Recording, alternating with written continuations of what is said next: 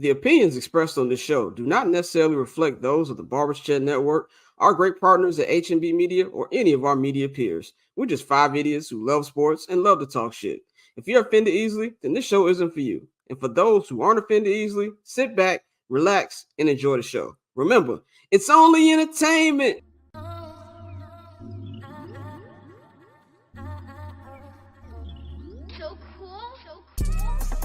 Triple double hat trick, I know the code too. Ice trade, go for trade, yeah, we cold too. Getting paper on these player haters, old news. Money on the other line, so I'm not gonna hold you. Money on the other line, so I'm not gonna hold you.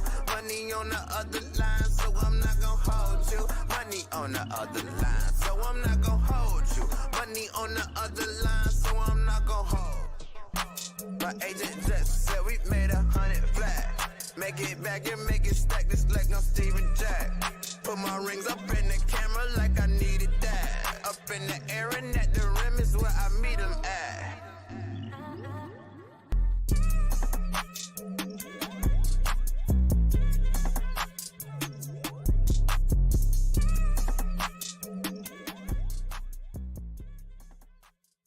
Before we start the show, we want to thank our sponsors, Pillars. Pillars is the best clothing line in the Chicagoland area. If you're looking for a dope hoodie, a sweatsuit, shirts, shoes, or even stuff for your kids, Pillars is where you should go. You can visit any of their 4 store locations in the Chicagoland area or visit pillarsclub.co and order online. Ladies and gentlemen, welcome back to yet another edition of I'm Not Gonna Hold You. It is Friday, March 1st, 2023. The rent is due, unfortunately. It's time for you to dig out there and do what I did today, and that is be very light in the pockets. Pay the rent. We are here for another edition of the show. I am your boy, Scott. You know to follow me on Twitter and Instagram at BarbChairScott. Of course, you can follow the Barbers Chat Network at BarbersChatNet on Twitter and Instagram. Follow our partners, H&B Media, at H&B Media TV on Twitter and at H&B Media on Instagram. And, of course, you can get in tune with our sponsors, Pillars. You can visit pillarsclub.co right now, or you can also go visit their Instagram at pillars_club. And, of course, you can, get all your clothes and shoes over there, man. Get in tune with everything they've got going on. You can visit any of their 4 stores in the Chicagoland area, man. And, of course, you need to subscribe right now. Subscribe. Like, leave a comment, even if you want to call us dumb as hell. Whatever you want to do, we appreciate each and all the contributions you bring to the show. We have got a super packed show here today. We're going to bring in our guest, Jonathan Hood, in just a minute. We've got a special edition of Cousin Dan, the homie Pavy, who will be joining in. Of course, the homie Mike Will, who's been joining us each and every week. As far as our Pillar sponsorship, man, and we're gonna give y'all insight into what it's like at holidays in my mother's house, where my cousin is yelling ridiculous takes about Michael Jordan, LeBron James, and shit that just don't make sense. So we're gonna have a special edition of that to end the show. And also, we're going to have a little bit of baseball talk. Courtney is not here today. She's a little bit under the weather, so we hope Courtney gets better. But Mikey, Dante, and the homie Mike Willis will be holding y'all down with the baseball talk today. So we've got a super packed show. So before we get into that, let's start with my sound off. My sound off there, I got a 2-part sound off for y'all today. 2 things that are like some stuff that's really been like, on my heart, man. It's like I feel like I'm calling this the 2 sides of Scott. We got one that you wouldn't expect and one that you would expect. Let's go with what you would expect. Chicago Bears fans, why don't you look me in the eye right now? Let it go. I understand we love Justin. I understand. I remember the day when he got drafted in April. I wasn't even watching majority of the draft because I just knew that the Bears weren't going to get anything worth a damn. I think they had the 20th pick. I remember that day was all surrounded by, that was when Aaron Rodgers originally said he wanted to be out. And then we heard there was going to be a trade up. And then, once I read on my phone, I saw Brad Biggs tweeted it, the Bears select with the number 13th pick, quarterback from Ohio State, Justin Fields. I blacked out. I was extremely happy. My brother was happy. Obviously, he's an Ohio State Buckeye fan. He was happy for multiple reasons. I have been a fan of Justin ever since seeing him on QB1 on Netflix. And I was just excited. And I thought he was going to be the QB of the future. And, a lot of stuff that happened that wasn't in his control. He set up for failure the minute he stepped on that field. That first game he started in Cleveland, in the dog pound when he got sacked like 10 times. To me, it looked like that game that Jay Cutler had against the Giants. I think it was like the 2010 or 2011 season where they set a record for sacking him. And it kind of felt the same way. And we've gone through a lot of ups and downs with him over the last 3 seasons. And I feel for him. He was given a shit hand. I do feel like there's some things he could have done better. I don't think Justin is exempt from his play and things like that. And I understand Bears fans don't want to let go. I mean, even on a grander scale, Chicago sports fans, we get very attached to players. I remember 8 years ago when it was very obvious to me and other people that had eyes that Derrick Rose wasn't going to be the guy that he used to be. And I told people it's time to let him go and to try to build around Jimmy Butler. And I got called every name in the book. And it's not because I didn't love Derrick. I'm a little big Derrick fan. But I just knew he wasn't going to get to that height anymore, and we had to move on. They moved on. He went to the Knicks. They eventually didn't build around Jimmy Butler, which they should have, but I'm not going to argue about that for the 50th fucking time. And he, since then, has gone to 2 NBA Finals appearances, and we see just how great of a player he's become. So it's hard to move on. But I'm telling you, for your own sake, Bears fans, it's time to move on. It's time to accept the new change, which is apparent every day that it's going to be Caleb Williams who's going to be the new franchise quarterback of the Chicago Bears. If you're a true Bears fan, you need to dig in and root for the kid and get ready for this new era of Chicago Bears football. Am I saying he's going to be great? Who fucking knows? Rookie quarterbacks are a toss-up. They're a toss-up. I don't know, but this is one of the best positions, definitely the best position this team's ever been in since I've been a fan of the team. And I just need y'all to accept it and move the hell on. I saw stuff on my timeline. People's all, if he goes to the Lions for the Falcons, I'm rooting for them. He's going to make the Bears look foolish. Look, man, I care about the jersey. You know what I'm saying? If my mama went to another team, I'm still rooting for the damn Bears. That's where my loyalty lies at. So, yes, I hope he goes to another team and he does all the great things. But I saw a couple of y'all saying if he plays the Bears, I hope he beats the Bears. Get your tongue out his butt. Like, at the end of the day, what are we doing, bro? If the Bears, let's say he goes to Falcons. He goes to Falcons, right? You play the Falcons and the Bears meet the playoffs. I'll bet 3D his ass to a table. Like, I ain't got time for none of that splitting loyalty shit. So I just want y'all to accept it and move the hell on. I think both sides are extreme, as we'll get into in a minute. But I just need Bears fans to take this opportunity, have a come to Jesus moment, and know it's going to be okay. Is it fucked up the way it happened? Yes. But in the words of the immortal Avon Barksdale, the game is the game always. So that's part 1 of my sound off. Part 2 is actually going to shock y'all. I think, what's the word I can say? I was a proud class of the LeBron James hater class of 2002. I've been in the trenches with my LeBron hate. In the trenches. I did not like that dude when he was in high school. And I have gotten to a point where, you know how everybody says, you gotta appreciate him. I've gotten to that point. If you feel that LeBron James is the greatest player to ever pick up the basketball, I'm not going to argue. Do I think you're wrong? 100%. But I don't think it's an asinine debate as I once thought it was. And I had the opportunity. I've seen LeBron James play 6-7 times in my life in person. But this past Wednesday, seeing him in person, Lakers-Clippers, the last Lakers-Clippers game with them sharing a stadium. And what I saw was special, man. And there's certain things when you see great players have these moments. I saw Steph Curry drop 50 points in Staples Center last year against the Clippers.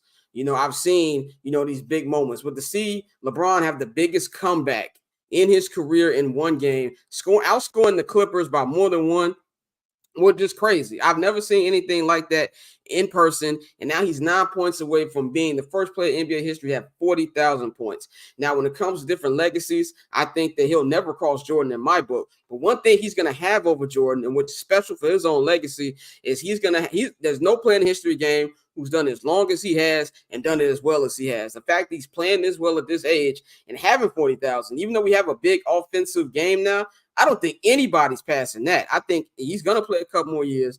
He's going to make that record unattainable, just the same way as Steph Curry is going to make that three-point record unattainable. And as somebody who has hated that man for 20 years, I am finally at a point where I can say I can appreciate what he's done for the game of basketball and what he's done. And that performance right there just kind of like sealed it for me, which is funny because it's a regular-ass performance in February against a team that was missing 2 starters, and they're the fucking 9th seed. But it was just something about it that was entertaining, man. So that is my sound off.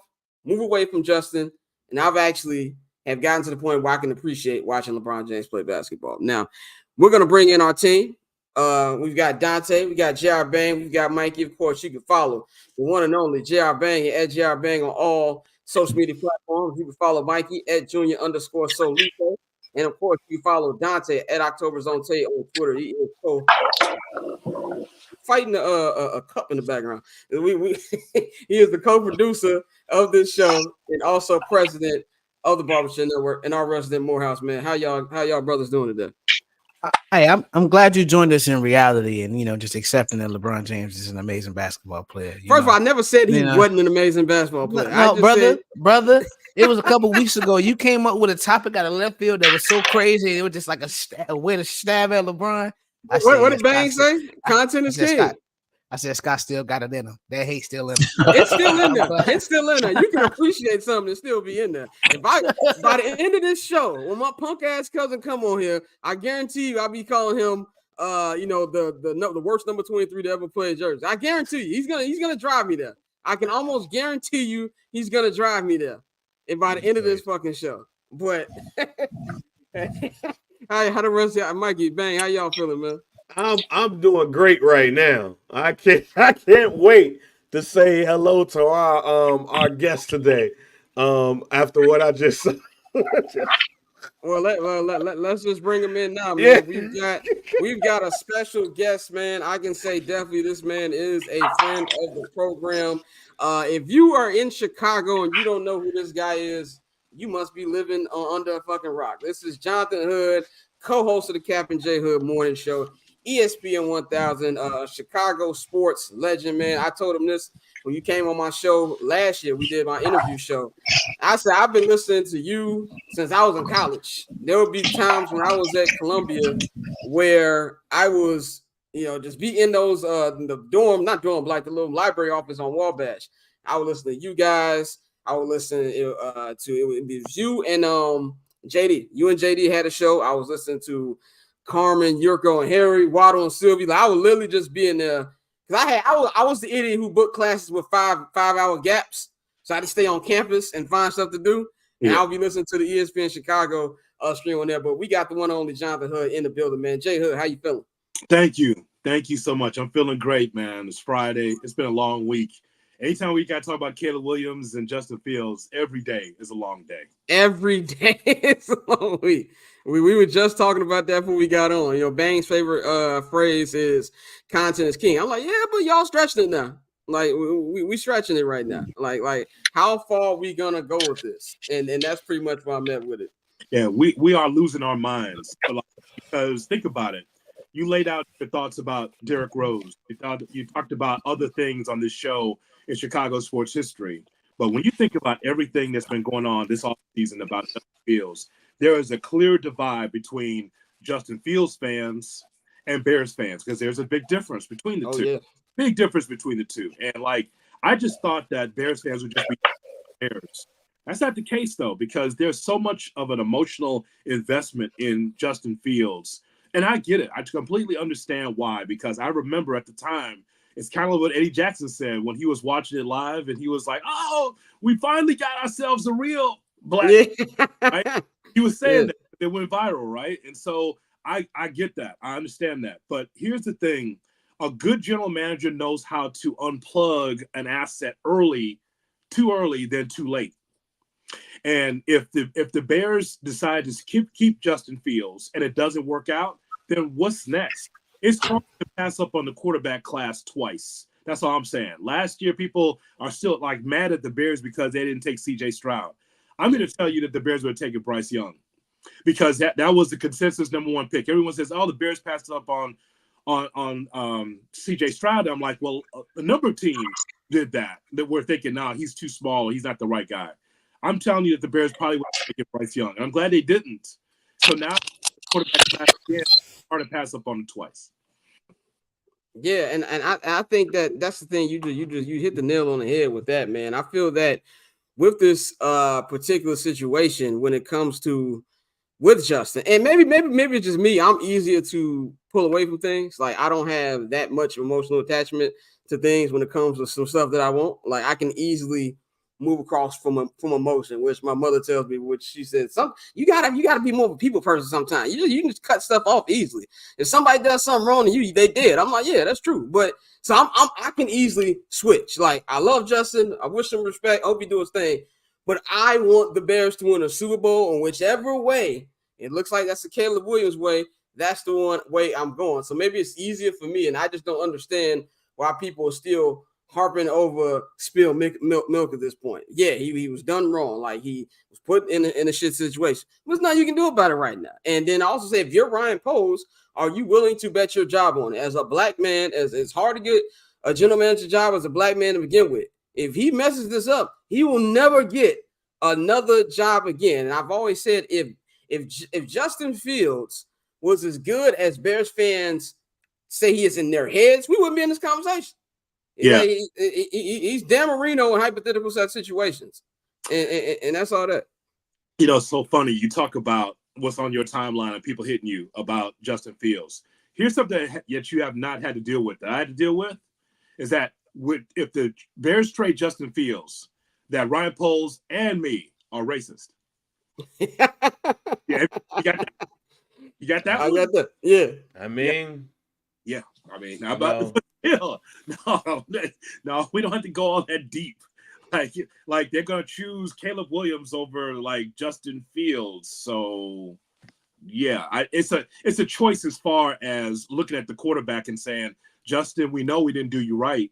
We know we didn't, because we tanked to get to 3 wins. We got better with DJ Moore with 7 wins, and now we're not going to pay you $40 million. That's the thing that's not talked about enough. This quarterback, in the next couple of years, you're going to see quarterbacks making $50 million a year. Yep. Mediocre, average-ass quarterbacks going to be making $50 million a year. And that might be Jordan Love.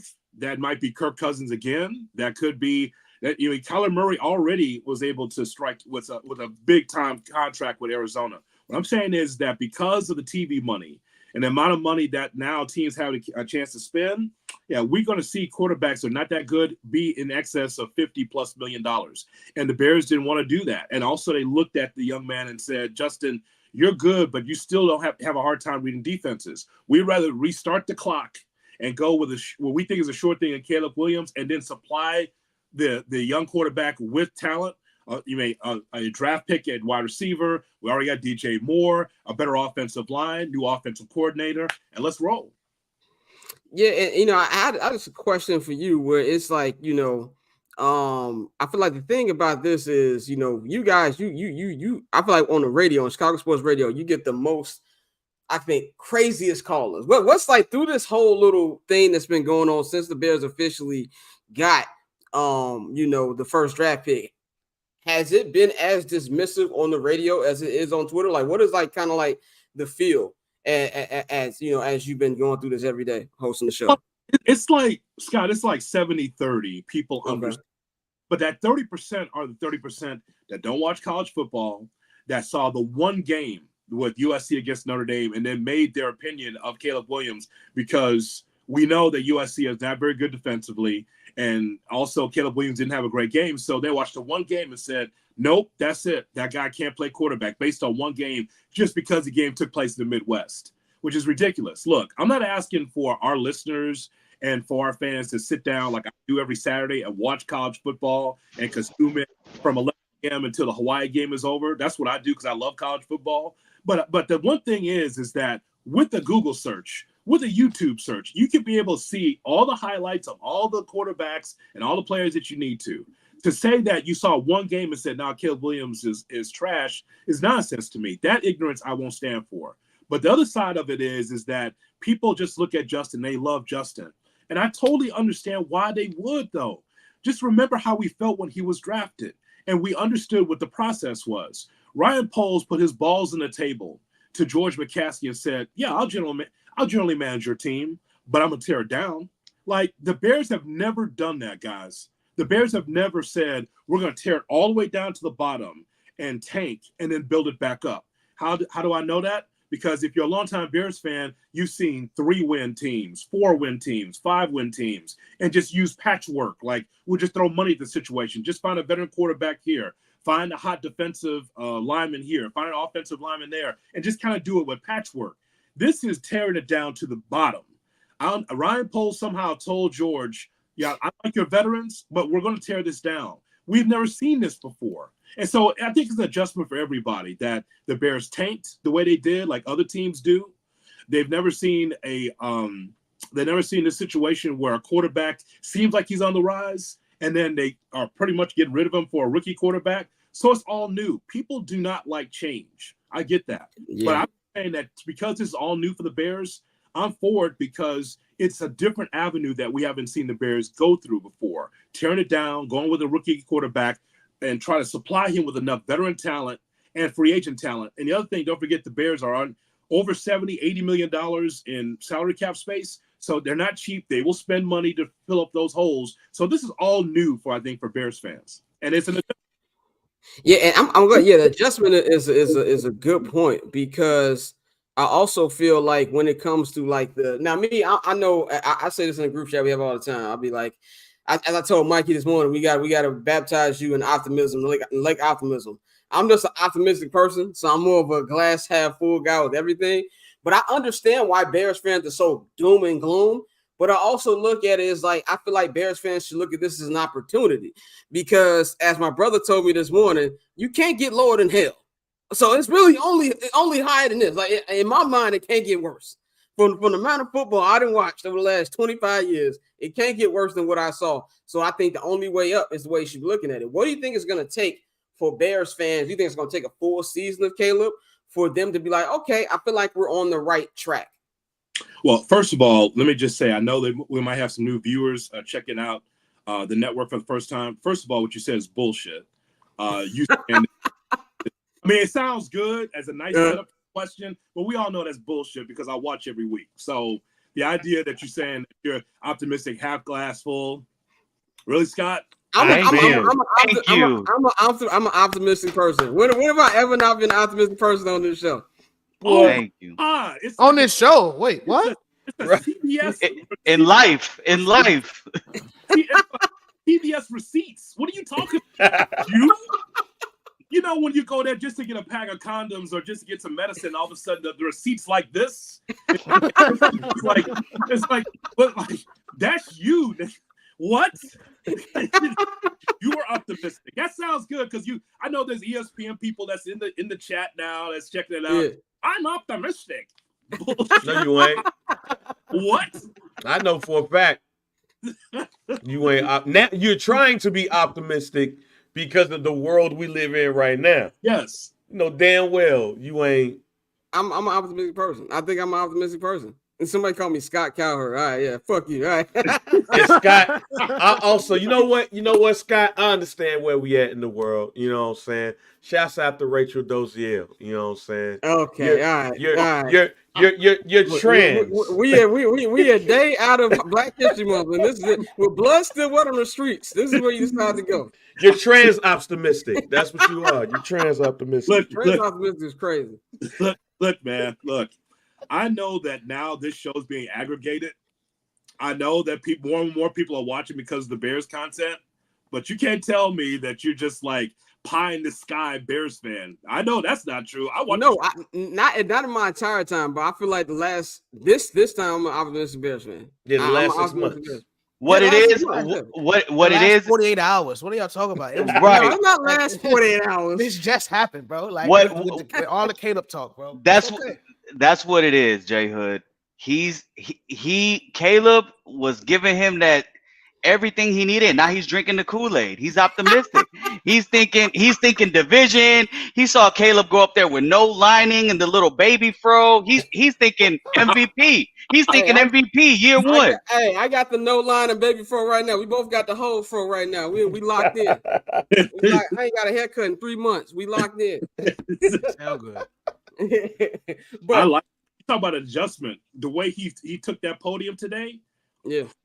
Oh, that's gonna rub some people the wrong way. Confident, let's chip on the shoulder, just like, yeah, you know what? I know that all 32 teams are not gonna draft me. I'll show the medicals for the teams that's gonna draft me, meaning the Bears.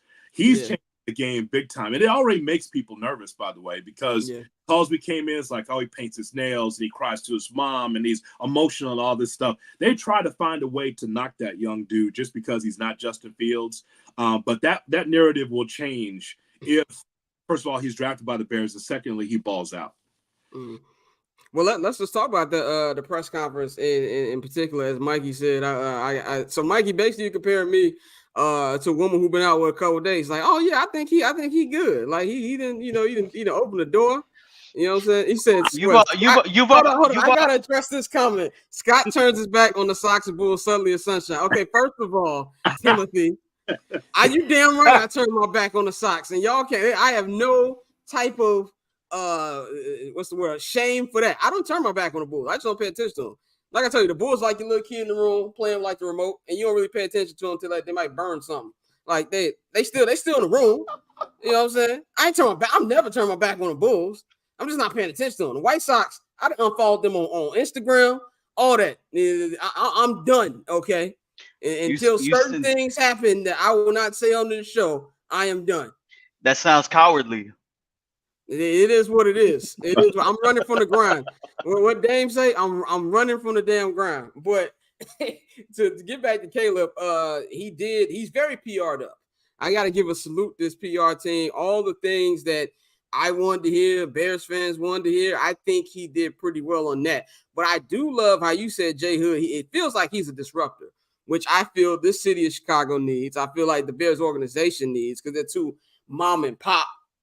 And I feel like there was some stuff that rubbed people the wrong way. But to me, the thing that stood out the most is when they brought up the quarterback history. And he's like, I'm not worried about anybody else. I'm worried about myself, which I think we've all said on this show that the Bears QB history, as bad as it is, I don't think they've really ever had an opportunity like they have right now to build a quarterback. Even with the Justin situation, that was from our prior front office. So I liked what he said about that. Jay Hill, what was your overall opinion of what you heard and things that you might think might rub the Chicago media the wrong way? Oh, I just think that that he's very confident, and I think that that's a good trait. That's number one. You have to be confident, first of all, in this city, and then on top of that, at the quarterback position. Just the idea that when he says that I'm not going to show my medicals and I'm not going to work out in for everybody, I'm not going to be in the underwear Olympics in Indianapolis showing everybody what I can do. He understands that it comes down to one team, and that's the Chicago Bears. At the very minimum, two with Washington, but ultimately that's on him. If the medicals are clean, he's going to be a Chicago Bears quarterback. So I just liked his, poise. I think we have to mention a couple things. One, with him being at USC really is the pro team in LA. Scott, you're there, and I know that there's not a lot of Rams talk and a lot of Chargers talk in LA. The thing that matters the most in Los Angeles is the Lakers. It's one. But USC really is their pro team. And so because Caleb Williams is around a lot of media for USC, he's used to being able to handle the media. He's asked tough questions because that's how it runs in Los Angeles. They go to USC games, home and road, and they ask all the tough questions, and Caleb is able to knock them out because I've seen him in the press conferences. That's one thing. The second thing is, I'm going to call this out now on March 1st. I'm going to say it right. What I need for everybody, media and fans, this show and the shows that I host as well, is to give Caleb Williams grace. That same energy that everybody gives to the offensive coordinator, like when the team doesn't do well. Also, it's not on Justin. It's on Luke Getsy. It's not on this person. It's on Mike Tice. It's on this. Okay, fine. It's always on the offensive coordinator, never the player. My hope is that just because Caleb Williams is a quarterback, that they don't just pile on him if it doesn't work in the first year, because there's going to be a growing curve. There's going to be a learning curve for any rookie quarterback in the NFL. I hope everybody has the same energy going after Shane Waldron if the team is not doing well offensively, because that's how it always works. It's never the player. It's always the OC. You got to change the offensive coordinator. Cutler had 15 offensive coordinators. You can never get it right. So my hope is that people will give the same grace that Justin got early to Caleb Williams here, because one thing for sure, I'm not hoping that the Bears fall short or they underachieve, but what I'm saying is that for any young quarterback, it's an adjustment from college to pro. And with Shane Waldron, it don't mean necessarily that he's the guy. We don't even know that either. But hopefully the offense and the weapons all work together, that the Bears have like a CJ Stroud, Houston type of scenario next year. That's the hope.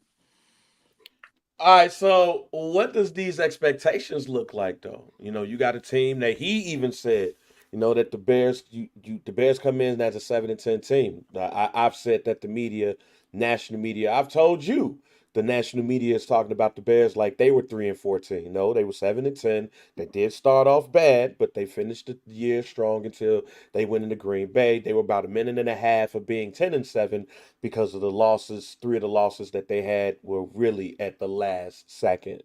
But Caleb knows what team he's coming into, a team that has a pretty decent defense. You have DJ Moore, you have Cole Kmet.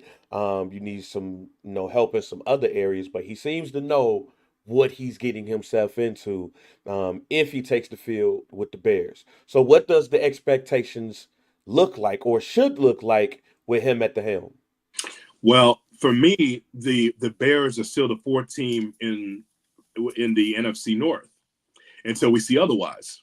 Because Detroit, they may take a little bit of a step back, but I mean, they could still win the division. Green Bay is Green Bay, because even with Jordan Love, the offense was working, the defense was solid. As a matter of fact, I can make the case that Matt LaFleur probably feels more comfortable with Jordan Love because Jordan's like, yep, whatever you need. He doesn't have that pushback he had from Aaron Rodgers. So that was a surprise, I think, to all of us that Jordan Love was able to step right in there and do it.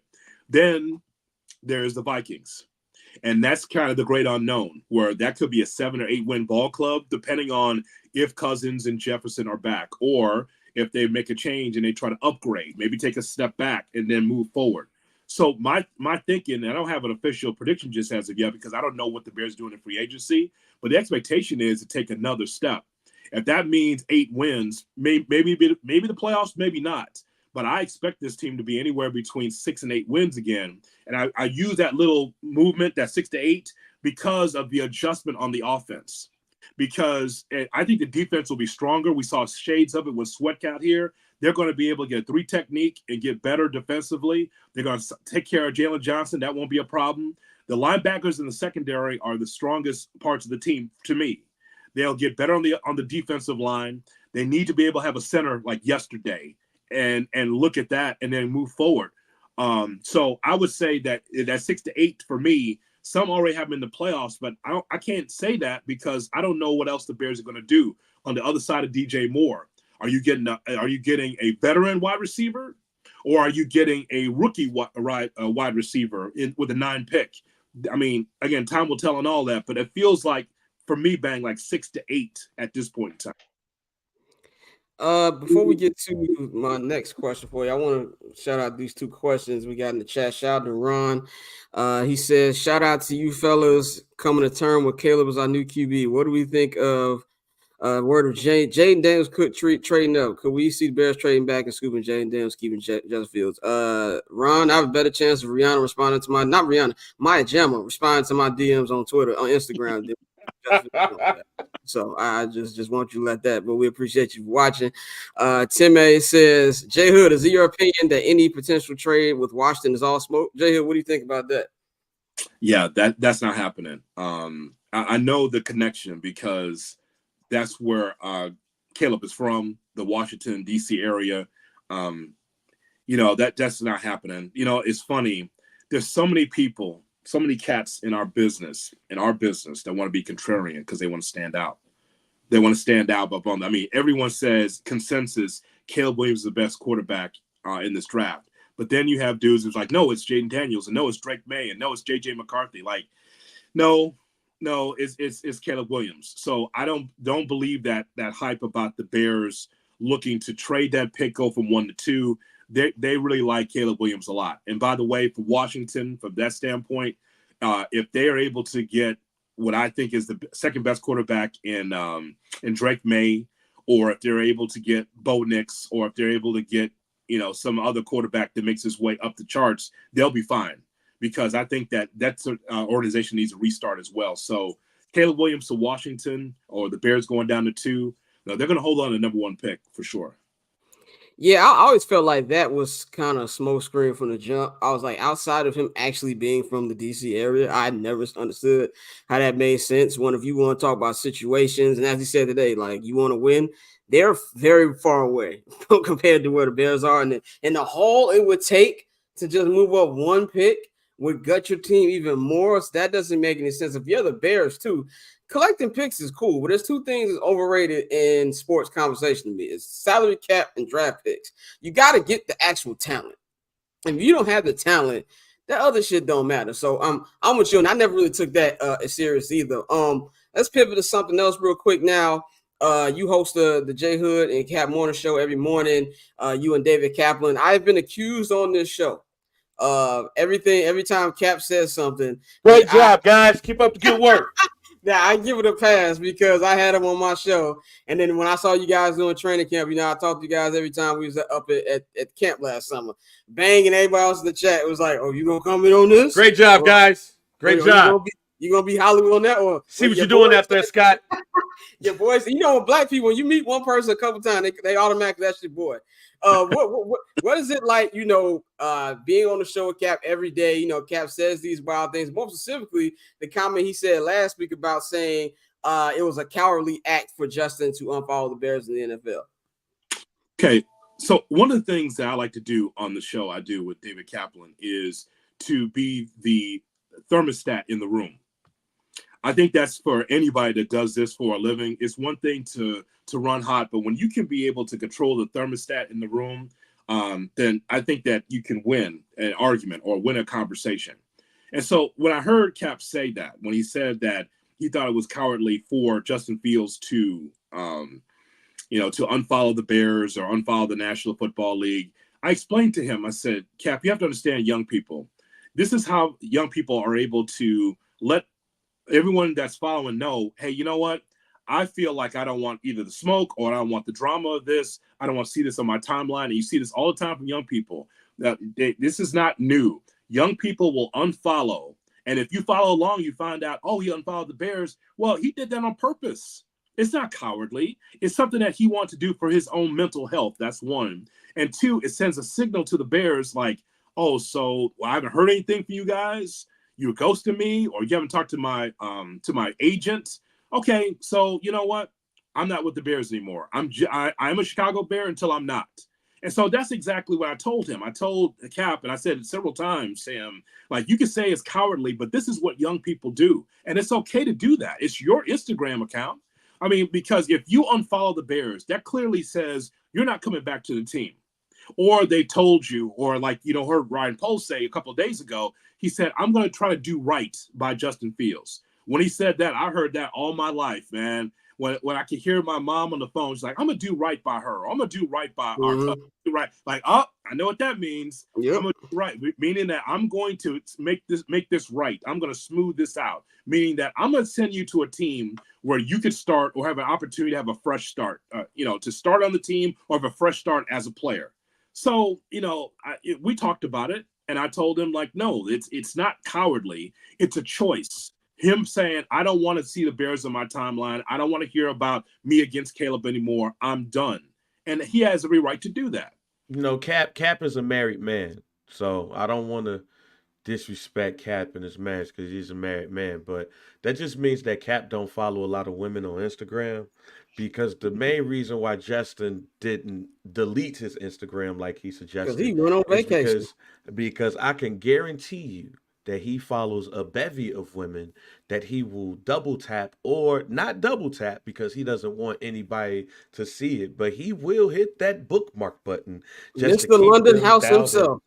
So Cap, that's why he didn't delete it, because there's a number of scantily clad women that young man follows that he loves to see on his timeline, and he does not necessarily like to see the Bears on that right now. I want to see the women. Yes, and that's okay. You know what? I'm down for that too, because I'm a double tapper. Just unfollow who you want. I unfollow the White Sox. Unfollow who you want, my boy. Find your piece. Your piece. That's right. It's a declarative statement, guys, that I don't want to be around the Bears anymore. They don't want me, and I haven't heard anything about the Bears. Okay, I'm going to follow them. But then he goes on the Brown Brothers podcast, and Justin's like, I just didn't want to see it. I want to see the NFL. Look, he's not going to take his whole Instagram down, but that was just what everyone does. It's either you're going to unfollow or you're going to put up a Maya Angelou quote. That's all it is gonna be. So You that's post what he did. or what a lot of the young generation likes to do is they post a black background with the words. That's when you know they're lost Yeah. in the sauce and they're going something where they just put the phone down, take a black picture, and they say, "Moving in silence." Or Yeah. with Rod Wave playing in the background. Oh, if they're listening to Rod Wave, it's over. He's done. Shout, shout, shout out to Tim Anderson. Oh, Yeah, exactly. yeah, Shout out to man. Tim Anderson. But for one thing, and I think we all agree here, Justin has been nothing but a consummate professional. Um, at 24, for him to have the level-headedness that he showed and to be able to take these bullets, there's a difference of Mitch asking to turn off the TVs during week 9 in season, and Justin clearly saying in the off season, where I think the writing was on the wall and he knows it, like, hey, I just don't want to see this shit. Just let me know where I stand. And I think Ryan Poe's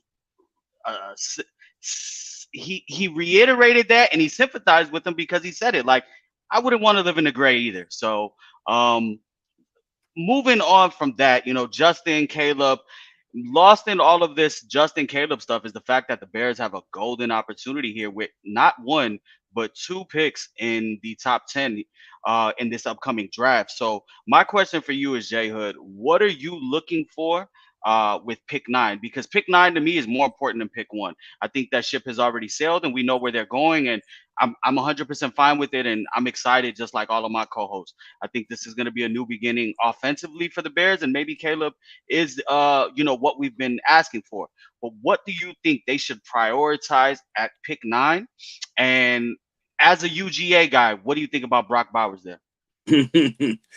I love Brock Bowers. I mean, that guy catches everything. Watching Georgia as much as I do every game, I watch him from the jump, and I was just impressed by just a guy that can make guys miss. Not so big, and not so bulky that he is just going to fall down. That dude, it has some speed to him. He's got hands, and so I like Bowers a lot. And I think that it's too bad that T. Higgins got tagged, because I would have loved to see another veteran on the other side of DJ Moore. But because of that, Roma Dunze, the wide receiver from Washington, is going to be there at 9. I know that these mock drafts are fluid, for between 2 and 10. But I think that if Marvin Harrison was not going to be there. And by the way, Marvin Harrison, that dude, that's some G stuff right there. He's just like, you know what? I'm not even showing up. I'm not doing Hey, he his daddy's son. Yes. Allegedly. I just said he is daddy's son. Whoever his alleged father is, I don't know who this guy is. So Reggie Wayne's son is a G. Let me tell you, because clearly he's doing whatever he wants to do, man, and so he won't be there. But I really believe that Dunze from Washington, if he's there at 9, you got to take him, because now you have Cole Kmet, you got a young wide receiver, you got DJ Moore. And then you can move from there. I mean, I think that that's the best course of action, a wide receiver, because the money that they have to spend, you spend that on the offensive line, you spend that on the defensive line, and then as far as the wide receiver, I like them going young. I like that a lot. Now, would you consider for some reason, like I know today, Diana Rossini came out with a piece stating that she's been hearing in Indianapolis that 4 quarterbacks might go in the first 4 picks, and that Arizona and Los Angeles Chargers are looking to trade back. Would you give any thought, if you were Ryan Post, to trade up for a Marvin Harrison Jr. or a Malik Neighbors? Well, definitely Malik Neighbors, and it makes me wonder, how far Neighbors will go down. Like, to me, in that top 10, I can see both of those receivers going, and I think you have a choice at 9. I think you can get one of the 2 of those receivers between 2 and 10. You mentioned, Rossini said that the possibility of trading down. Correct. So, the talk this week in Indianapolis was there was a couple points. One, Justin Fields' trade market isn't as robust as many were thinking. Yeah. 2 is that it's a guarantee that the first 3 picks will be quarterbacks, with Caleb, Daniels, and May in any order for 2 and 3. and that starting at number 4, the Arizona Cardinals, it would be their number one priority would be to actually trade back and not take a Marvin Harrison Jr. And that the Los Angeles Chargers are also in the market of trading back too. I believe both franchises really are kind of up against the cap, trying to make some things happen. They would rather take more picks. Arizona does have 2 picks in the first round this draft.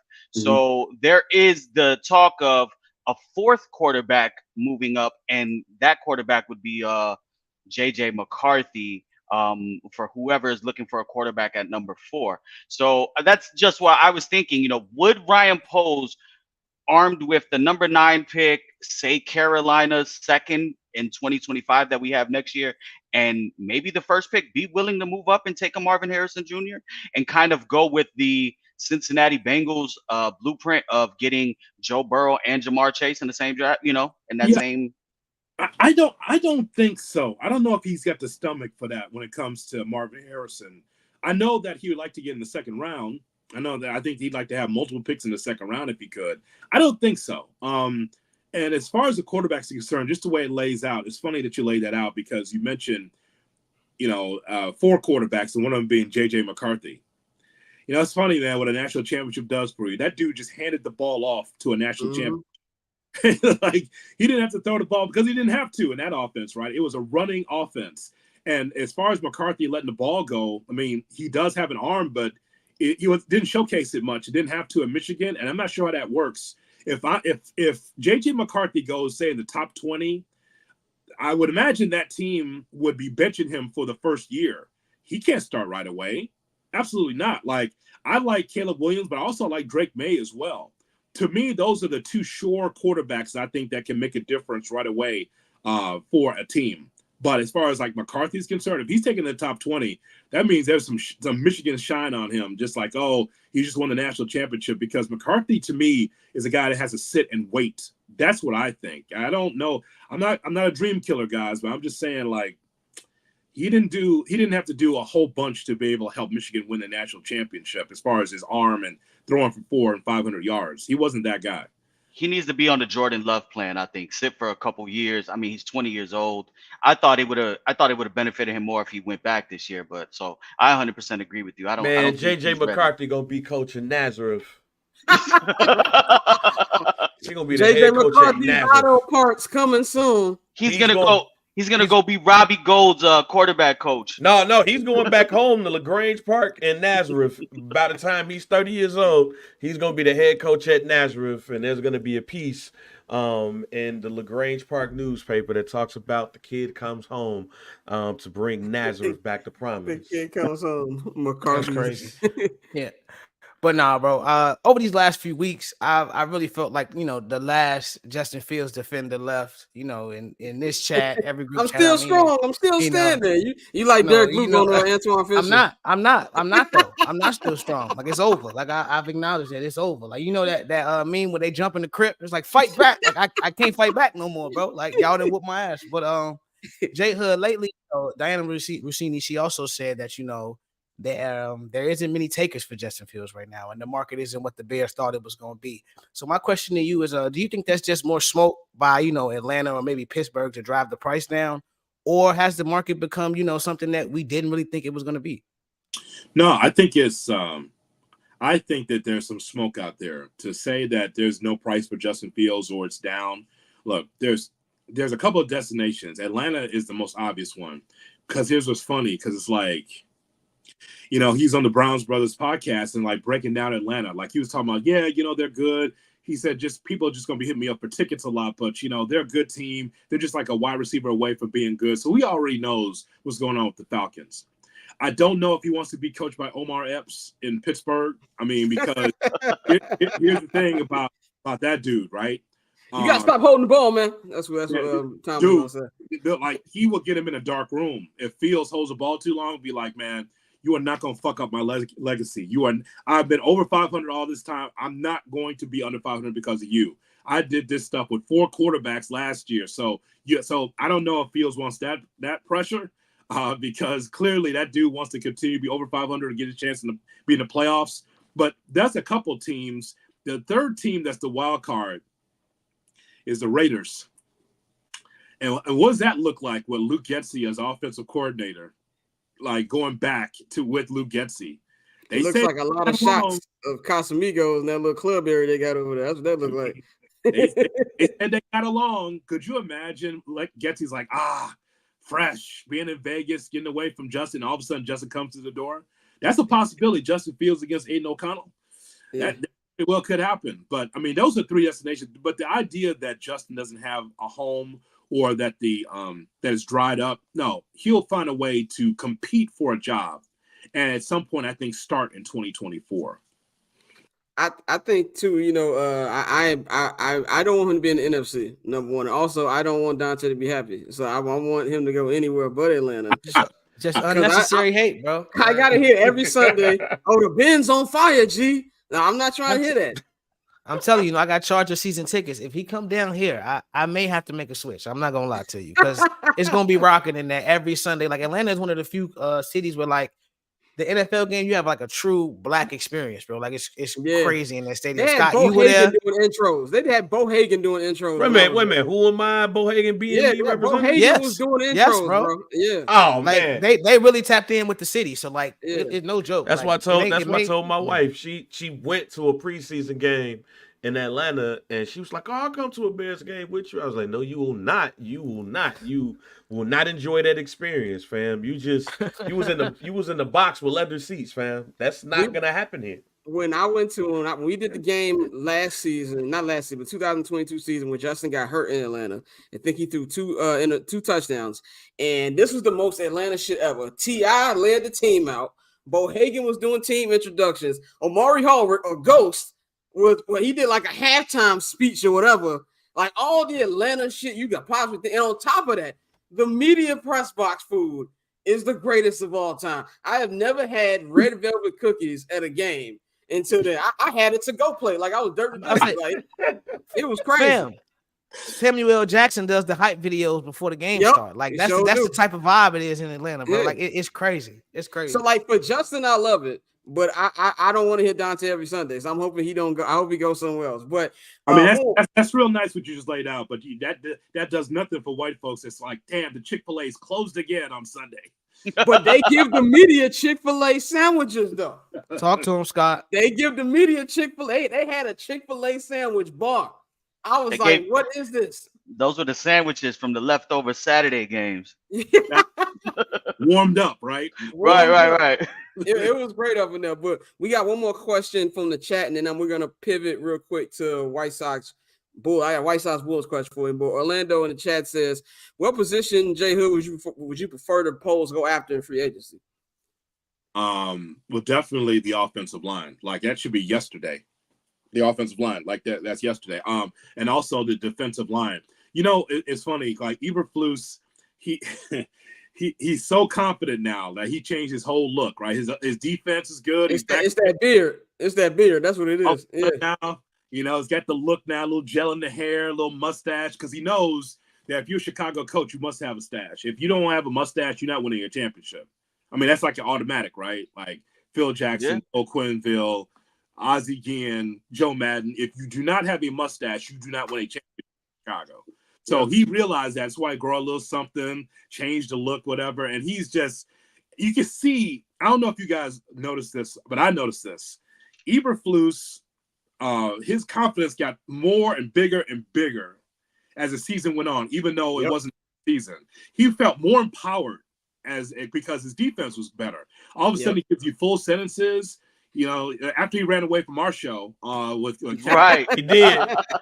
He did. Because we were asking, the questions were too tough for him, or what we thought, and he said it fits better in his schedule to work afternoons. Yeah, that's the he wasn't doing nothing. He was trying to mid-shift. This one I knew that he had job security. I remember I texted y'all this when it happened. When he basically ran Getsy over with a truck and won the press conference talking about the offense. I was like, yep, he got job security. Yeah. He was more and more empowered. Once he got off our show and then the defense started getting better, then I think that he got it must have some assurances that he was returning. That's one, that he was not going to get fired. But Yeah. I think that you can look at his defense and say, boy, it did get better. And with Montez Sweat, that definitely helped. I think that they're going to look at offensive line in free agency, I think maybe first. And if not, it's going to be the defensive line, because I thought the Bears got after it pretty good defensively. They're opportunistic. I'm a big fan of Tyreek Stevenson. Even through the mistakes, I'm like, you know what? That's all right. Like, I wasn't mad when he would have like these bad, penalties or whatever. It's just like, it's good. He's going to be a cornerstone for the franchise. Jalen Johnson is one of the best Bears on the team. If you watch defense, you know how opportunistic he is, ball hawk that he is. He's going to be fine. They're not going to take a step back without Eddie Jackson. I think they're going to be fine because it's going to be younger. It's going to be opportunistic. But I really believe, to answer the question, it's going to be offensive line or defensive line for the Bears in free agency. And guys, they got money to spend. They have money to spend. So they can't just stick it in their pocket and be like, I'm good.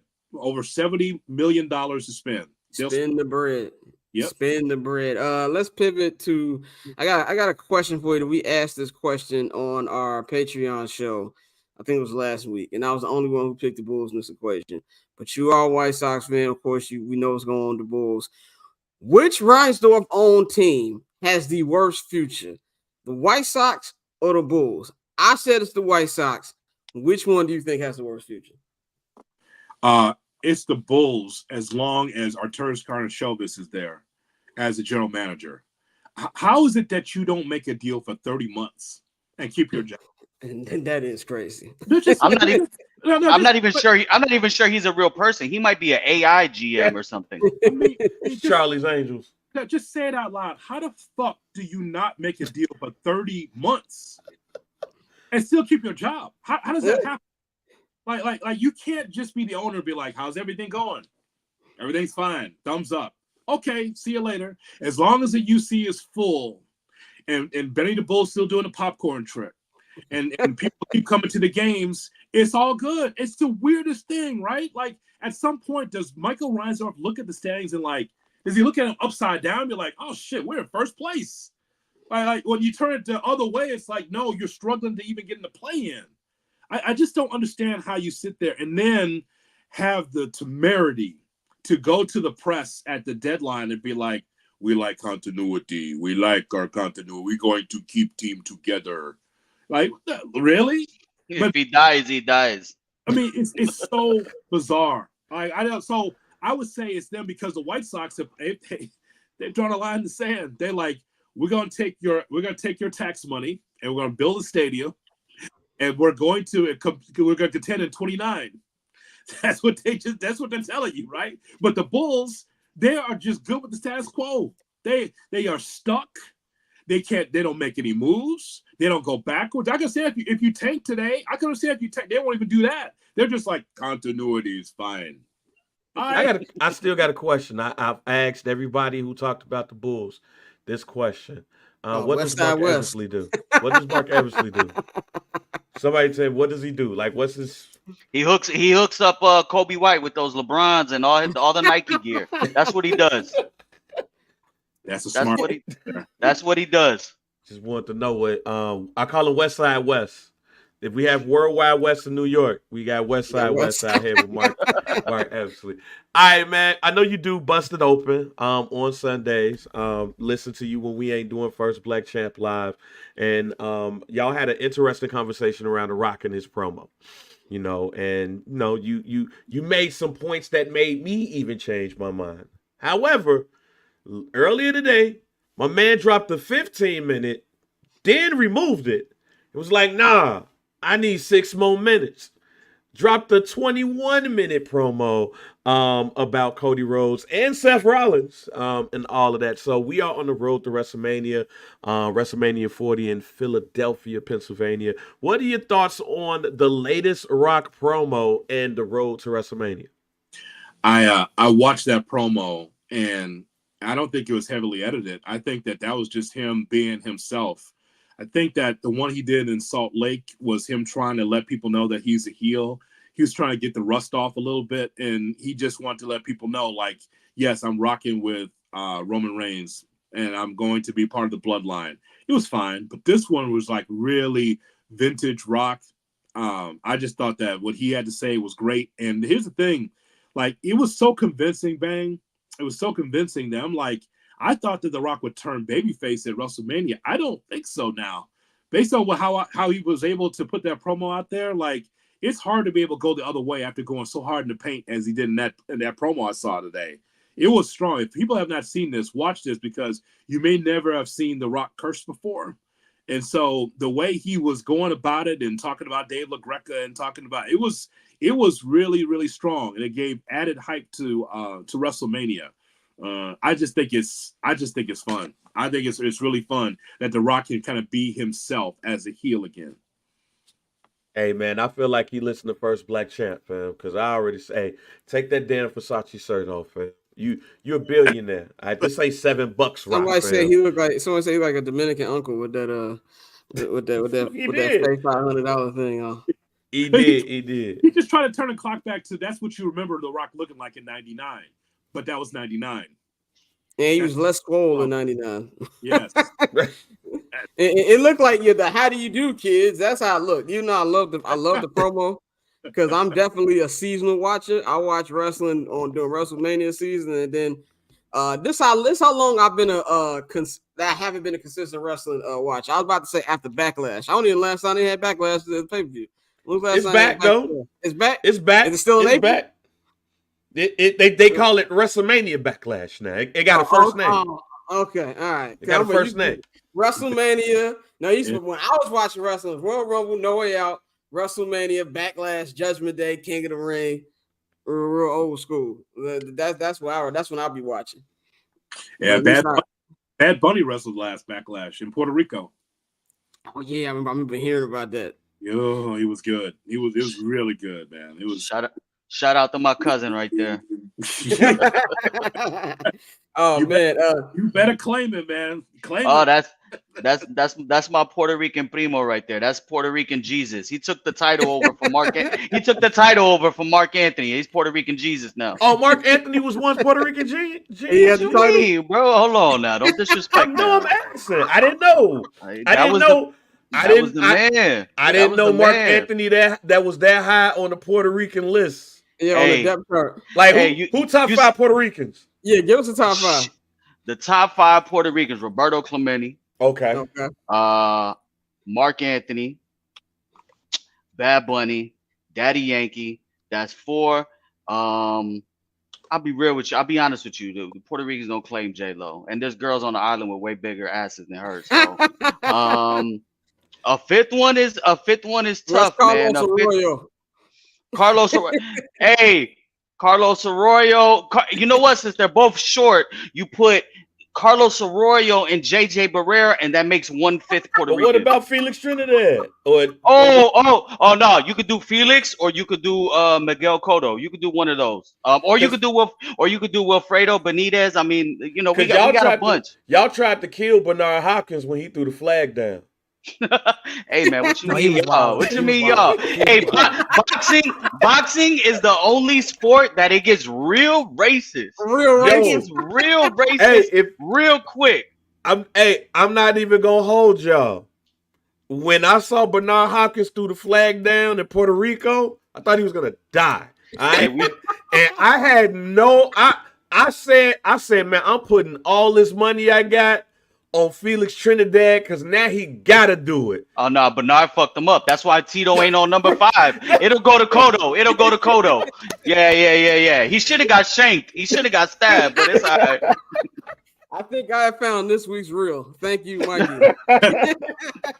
I have a 5th vote. Can I have a 5th vote? Yeah, go ahead. Shout out to Lala Vasquez. Thank you, Lena Waite. Yeah. Thank you very much. Thank you very much. They have shown Lala naked so many times on Power Universe. I feel like I knew her. Like that's how many times they've been shown on naked. You feel like you here. Exactly. I feel like I'm like, no disrespect to Mello. I don't want to get pressed when I come to New York. But when he comes to Evanston. Right. Okay, all right. I know exactly where you went with the email. That's a deep cut joke.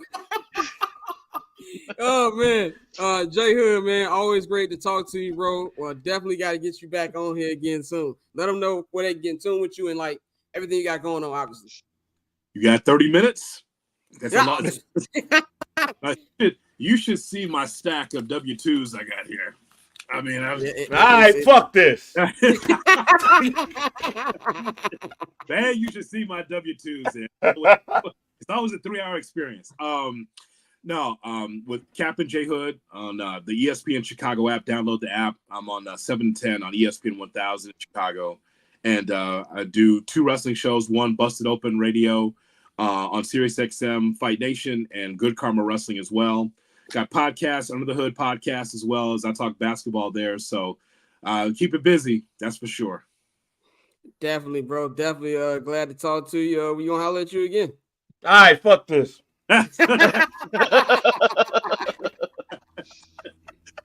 Oh man.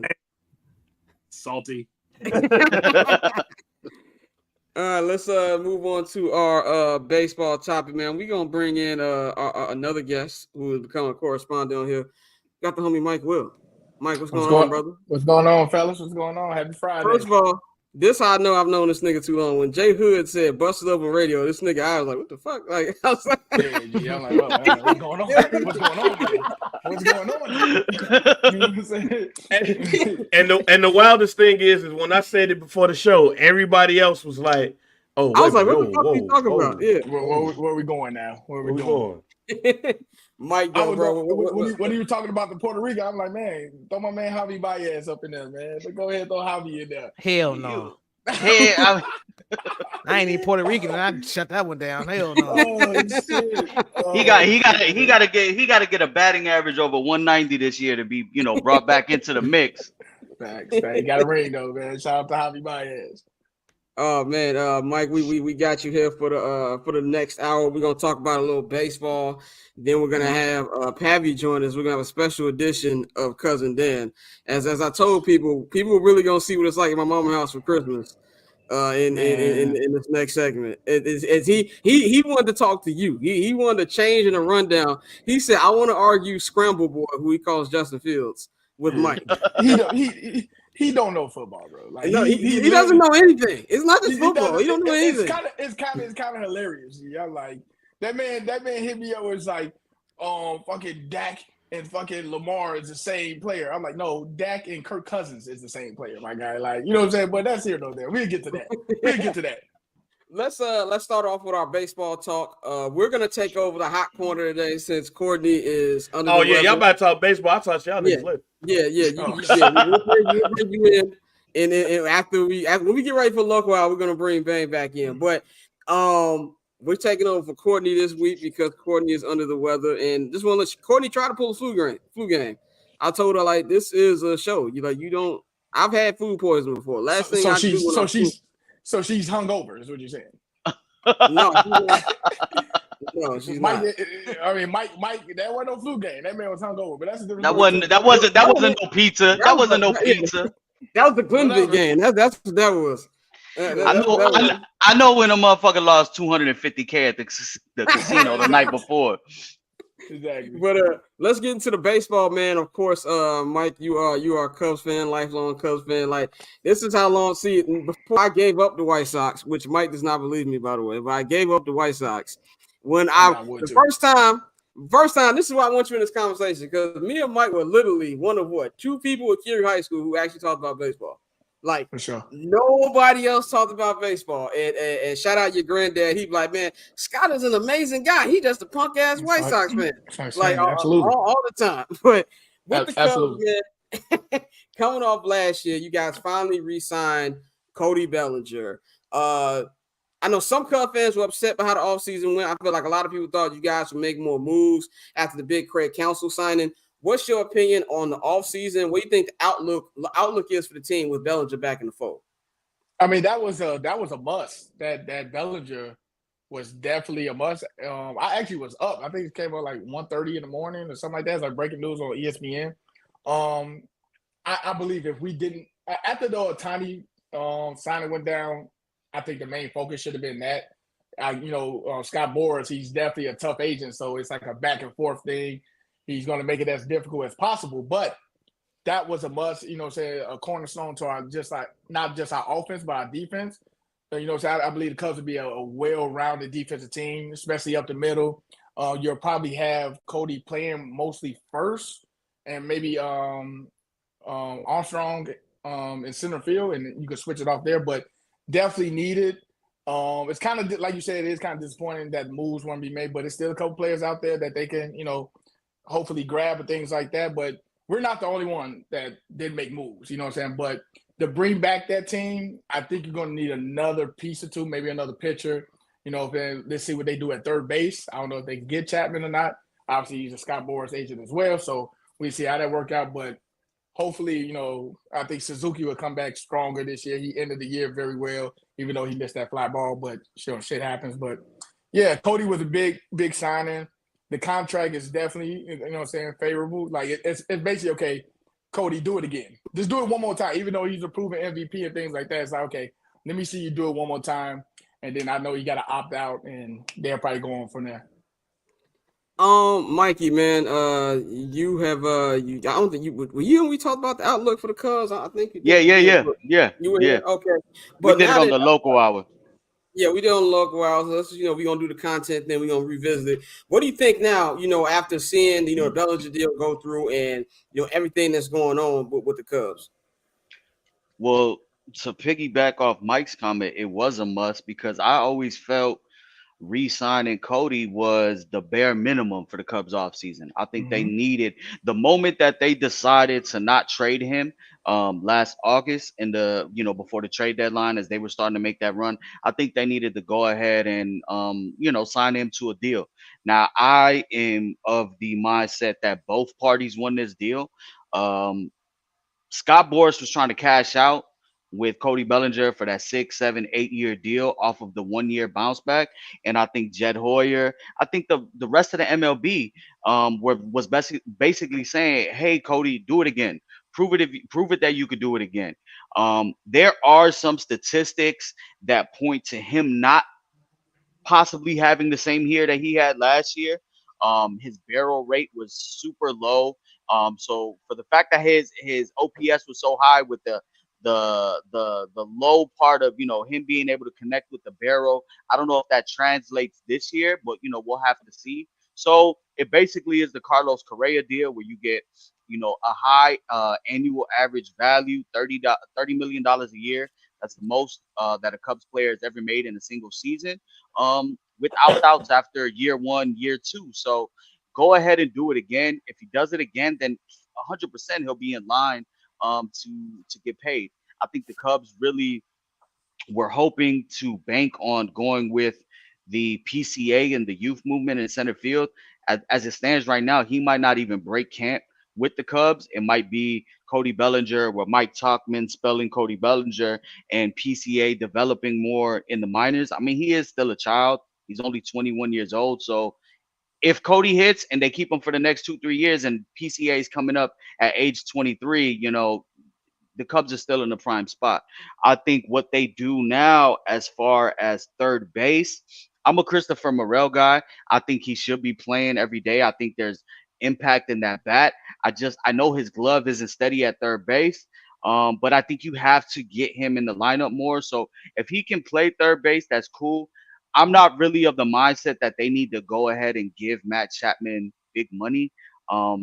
He's a career 247 hitter. Obviously, defensively, he's going to go ahead and bring an amazing glove. And I mean, they're going to they'll have a Gold Glove third baseman, shortstop in Dansby Swanson, and a second baseman in Nico Horner. So they'll probably have one of the best infields in the league.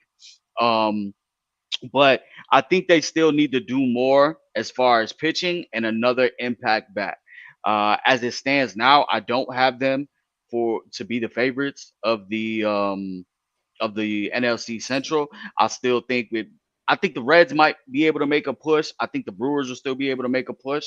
Let's see where they're at in the summertime, and if they go ahead and trade off one of these players, in the prospect, since they do have the number 1 farm system, to go ahead and add an impact bat.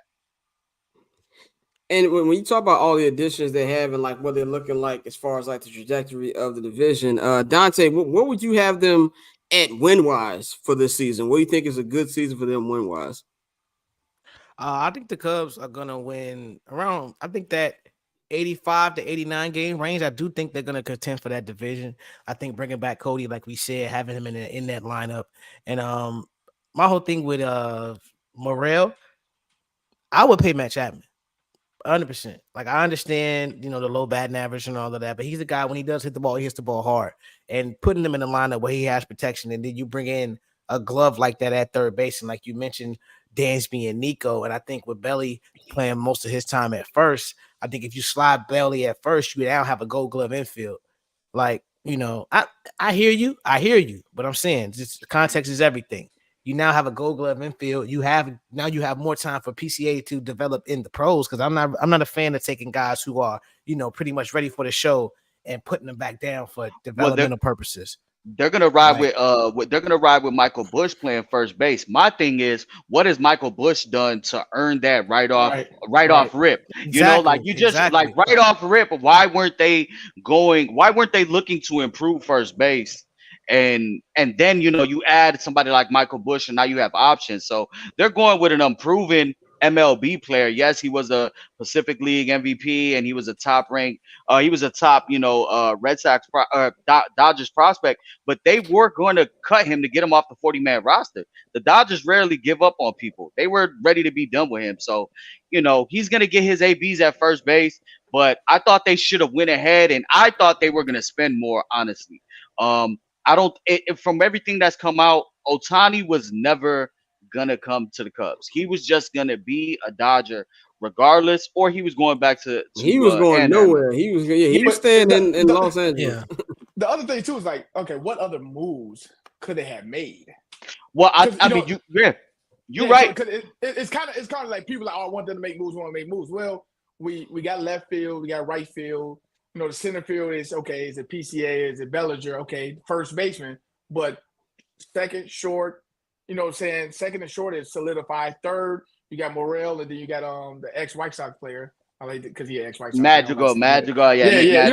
And I like Madrigal because the contact and things like that. And he started to play a little bit better defensively at third. So it's like it was really only third base. You don't know what center field and first baseman because Belly could go both ways. So you just didn't know. So it's like, okay, where did y'all want to go? Maybe some relief help. Maybe another starting pitcher. Mike Topman is another person that is like, okay, prove that shit again too.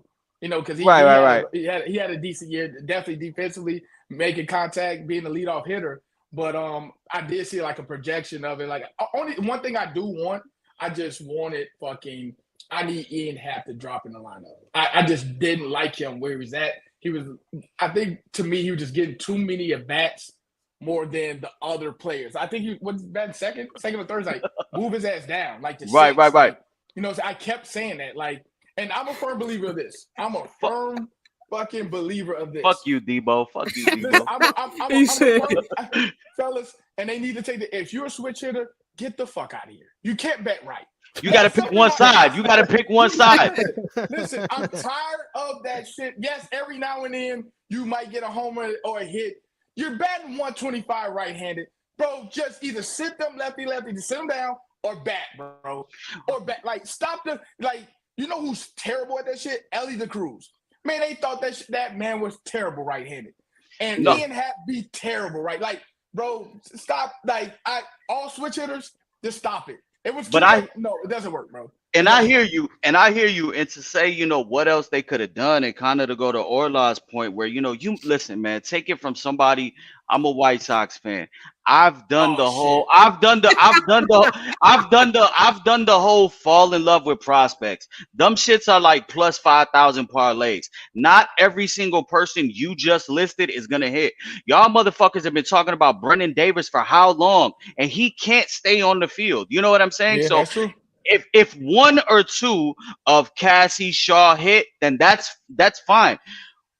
As you, Mike, as being a Cubs fan and knowing that the Ricketts have bread and knowing that you have these prospects, why wouldn't they be in play to go and trade off Ian Happ and trade off some of these prospects for Juan Soto? They have to, at some point, regardless of what the Cubs have, they don't have a legitimate star in their lineup. They don't have star power. They don't have a Matt Olson. They don't have a Freddie Freeman. They don't have a Mookie Betts. They don't have a Mike Trout. They don't have a Bryce Harper. They don't have these guys that you really fear. Like, look at, like, Cody Bellinger had an amazing bounce back year, but the league told you what they thought. We don't think he could do it again. Cubs, go ahead, take that short term, take that chance on him again.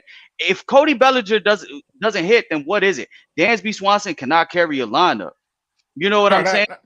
So I thought you could have added another impact bat and had Cody Bellinger to lengthen your lineup and not put so much pressure on guys like Ian Happ, Christopher Morel, Dansby Swanson. We saw what Dansby Swanson did. Granted, they had a fucking whip 1 through 9 in Atlanta, right, Dante? But we saw what Dansby Swanson did with actual protection in the lineup. And that's all I thought. And the crazy thing about it, Get the fuck out of here with that. Who was in the World Series last year? Stop. That's the fucking problem. Y'all let these rich fucking people try to convince you that is the way to fucking go. Yep. The Diamondbacks did it. Listen, Ketel Marte and Corbin Carroll are better than the 2 players on the Cubs. They're better than the best 2 players on the Cubs. It is what it is. You got to stop giving these owners shooting them bail. They need to go and put fucking players on the field, star players. You're the Chicago Cubs, right? They're cheap. They're cheap because and that's why. They're trying to duplicate what last year did, because Cubs did better what they thought. So the owners saw like, oh, okay, well, let's run it back and just fix this. We went from 80-something wins. Maybe we can get the high 89 and half 90 if Ross didn't fuck it up. The Cubs should have been in the playoffs. So that's how they're looking at it. So it's like, oh, let's kind of run it back. We don't got to spend the money. And that's a fucked up thing. It's like, no, you got to get better because these other teams are going to get better. The major market teams, which is the Cubs, you have to get better because these other teams are going to get better around you. Yeah, but that's also, again, like I've been saying the last 2 weeks, that's why they got Craig Counsell, because they're banking on him and his ability to manipulate that young talent and help them develop and get to the level where they need to get. So, like, yeah, they were cheap on that end, but they spent the bread there on the developmental side and the guy who's going to be actually driving the ship. So if Craig can do that, like, I hear what y'all saying and I agree, because I'm the main, like you said, as a White Sox fan, I know. But at the same time, being down here in Atlanta, they've had a steady mix of both. Like, you can have a mix of both. Right. But I think that if you're going the full Diamondbacks route, which is what Mikey said, you're on a slippery slope. And the thing that pisses me off about the Cubs, I'm like, not as a Cub fan, but you're the fucking Cubs. You can spend fucking money. And like, not to say that there's not, I'm with you, Mike. I don't really think that there was like a move out there to like, oh, it's going to save things. But I would have liked to see them maybe go, and this goes to my next topic about the Scott Boras remaining Scott Boras clients. I would like to see them maybe go after a Blake Snell or go after a Montgomery to try to put some things around there. Because after like Ola put in the chat, like, yeah, we had the prospects 2016. Yeah, but you had a good mix of free agents as well. And not to say that I put the Cubs at that point yet, but I think it needs to be a mix. And the worst thing that kind of happened I tell people all the time, I'm glad the Cubs won, was them winning that World Series. Only person that was making money like that was John Lester. Everybody else was young. So the league tried to copy that as well. No offense to the White Sox. They tried to copy that as well. Let's get these prospects.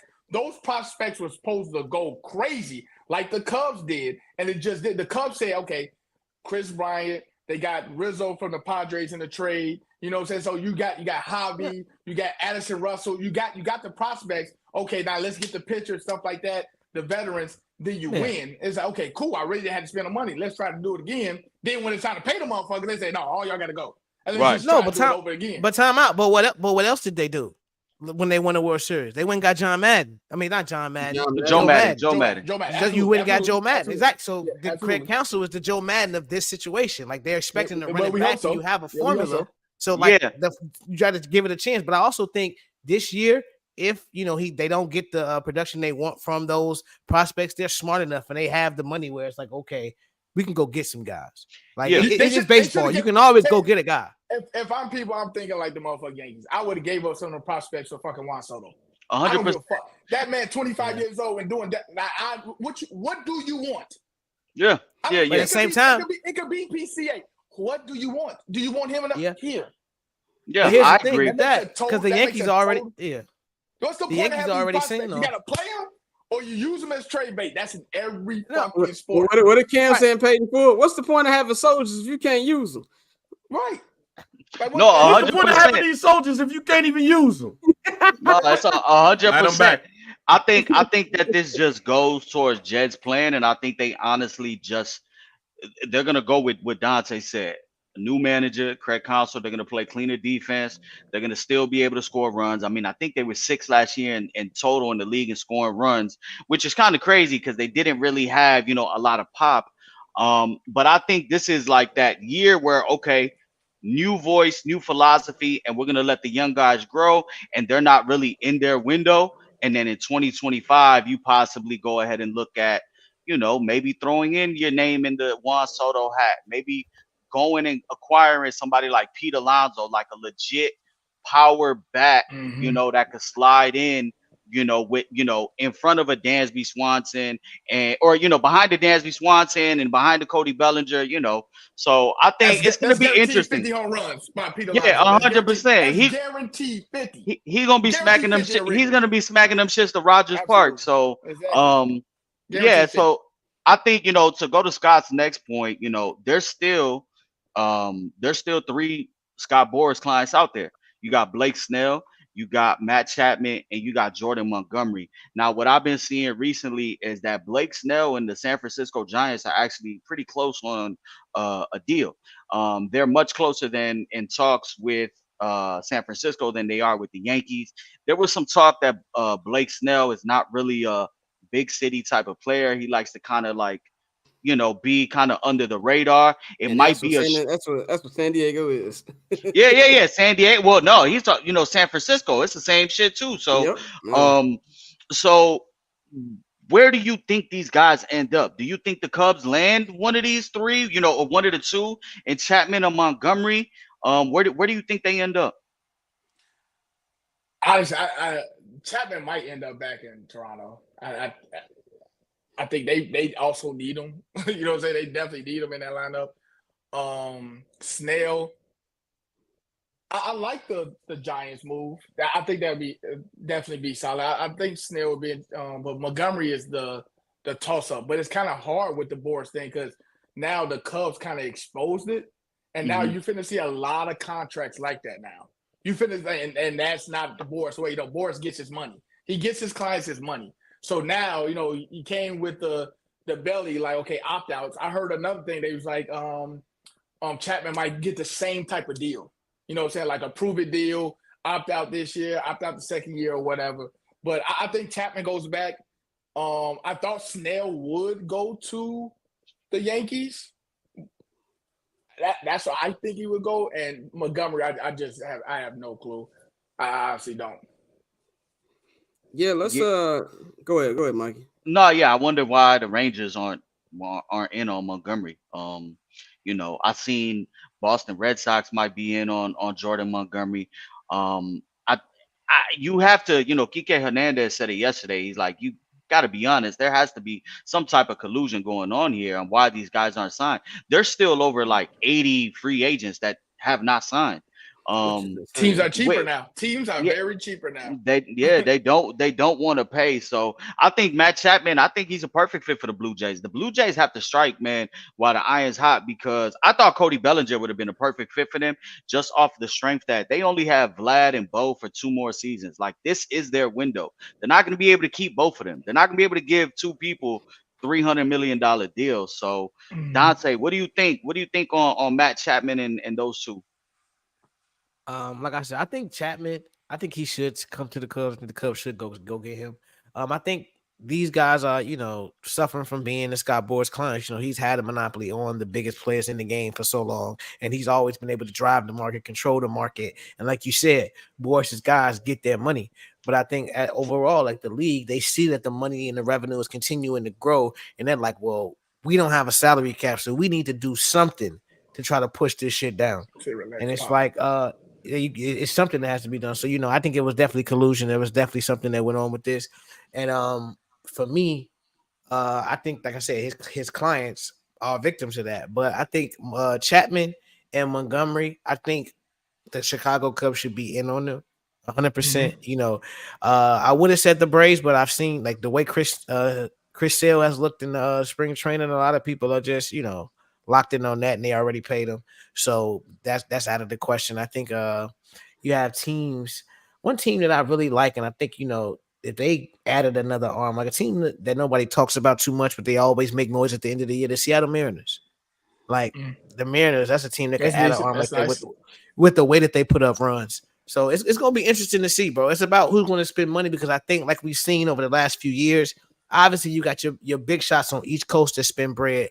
But people have seen teams like Atlanta, teams like Houston, teams make these deep playoff runs. The Cardinals a few years back, when they were making their runs, basically just stripping the roster down. Like you said, the Cubs strip the roster down, build your prospects up, and you run with your prospects. So a lot of them are trying to go the cheap way. You see teams like Cincinnati and all the prospects they got.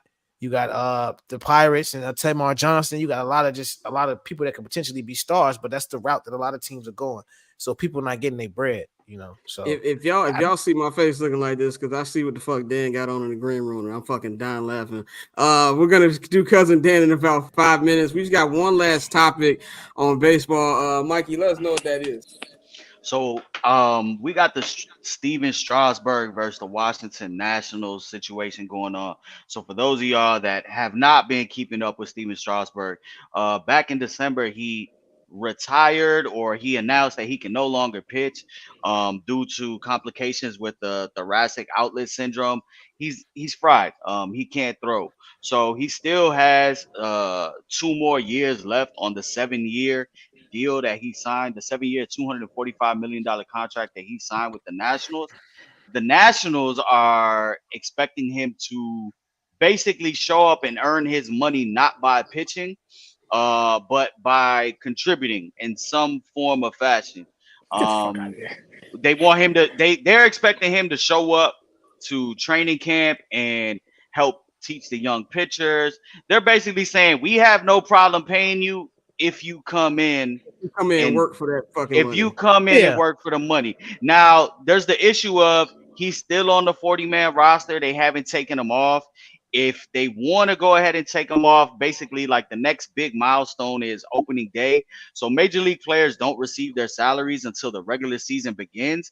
So if a compromise isn't worked out between the two, the Nats could technically place him on the restricted list, which would mean they wouldn't have to pay him until he reports.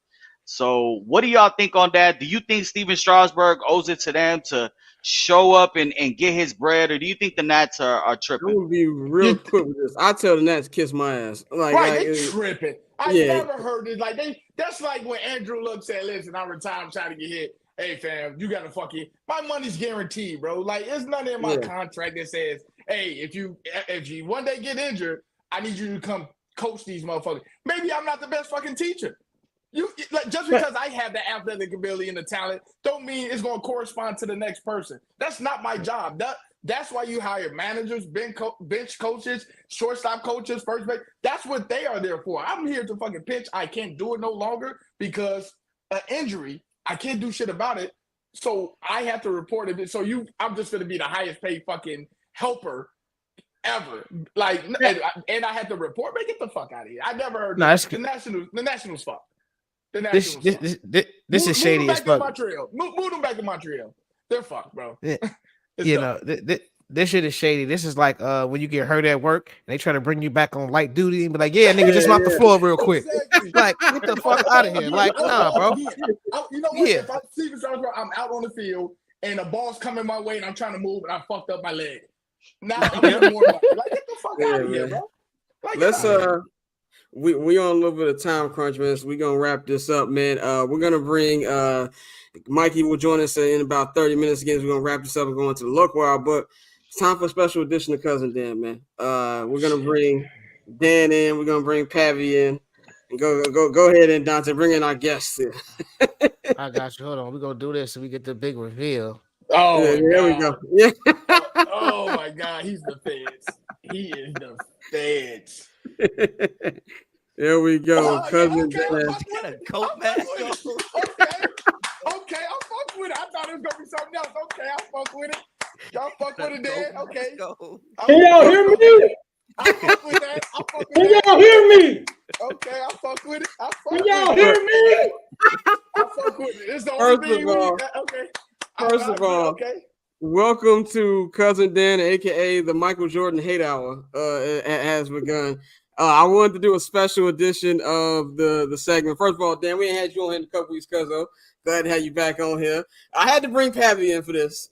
I had to have Mike stay on for this because for those of you who don't be at my family's house for Christmas, which really all y'all niggas, you're about to see what the fuck I be talking about. So I have put a ban on myself and this show with Michael Jordan, LeBron James conversation, but for the sake of entertainment, I'm going to give the floor to my cousin. The floor is yours. Y'all know who I was? That man is hot as shit. Y'all know who I was? Y'all know what it is? That man is hot as fuck. Y'all know who it is, dog. Go to glasses. Go to glasses. Y'all know who it was. My man texted me today and called me a deadbeat because I ain't go to our daughter gym show. That motherfucker is a deadbeat, but we'll get I missed one show. I had something to do. That nigga said, "You here?" I'm like, "No." He's like, "You're a deadbeat." This is hilarious. That's crazy. What's up? What's up, y'all? What's going on? What's up, bro? How you feeling? I'm How you good. feeling, Dan? I'm good. Good, Dan? I've been watching the NBA the past week. Yeah. Every week. Yeah. Y'all ready to get to this first topic? Yeah, let's do it. Go ahead. The floor is yours. He's the fucking GOAT. He is the GOAT. The GOAT. Not a GOAT. You see that? Do you see right there?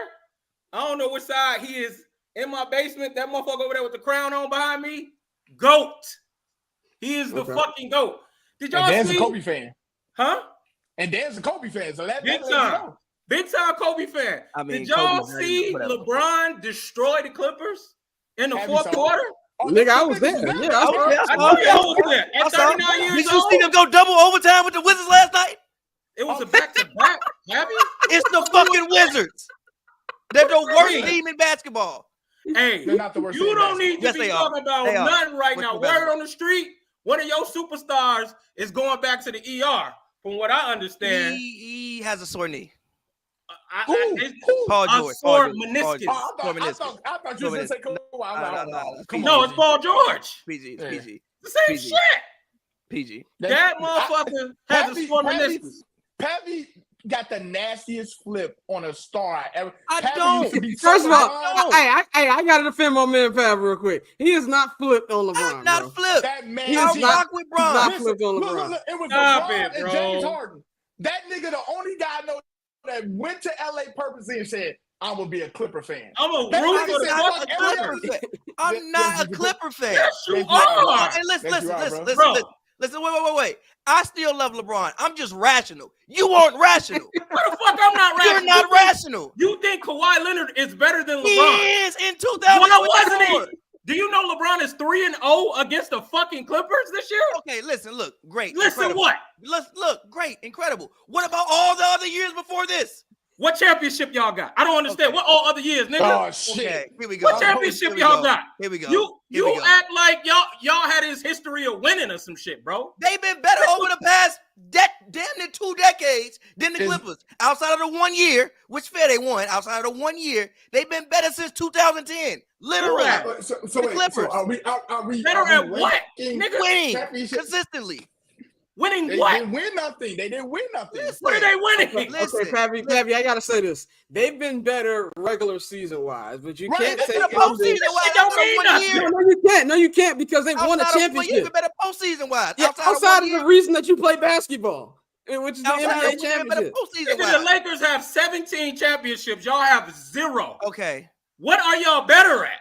they've been better since 2010 at winning games. At what? Consistently. At Consistently. what? Nigga, the Consistently. Lakers won a championship in 2020. Okay, That look, hold on. A championship y'all was supposed to win. That's all we heard.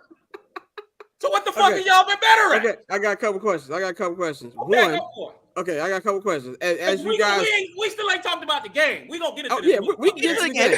We gonna get into the GOAT, but go Get for to it. the Go for it. Go for Okay, it. this is my question for you. Obviously, you feel LeBron is a GOAT. That's fine. I'm not gonna argue with you on that. But Mhm. what about a game in February against a team? Add some context to it. A team that was missing 2 starters Oh, you want to go to Oh, injury? I'm my asking a God. question. You wanna You go know to everybody. Hold on, I'm gonna ask the question. Okay. What made that like the defining GOAT thing?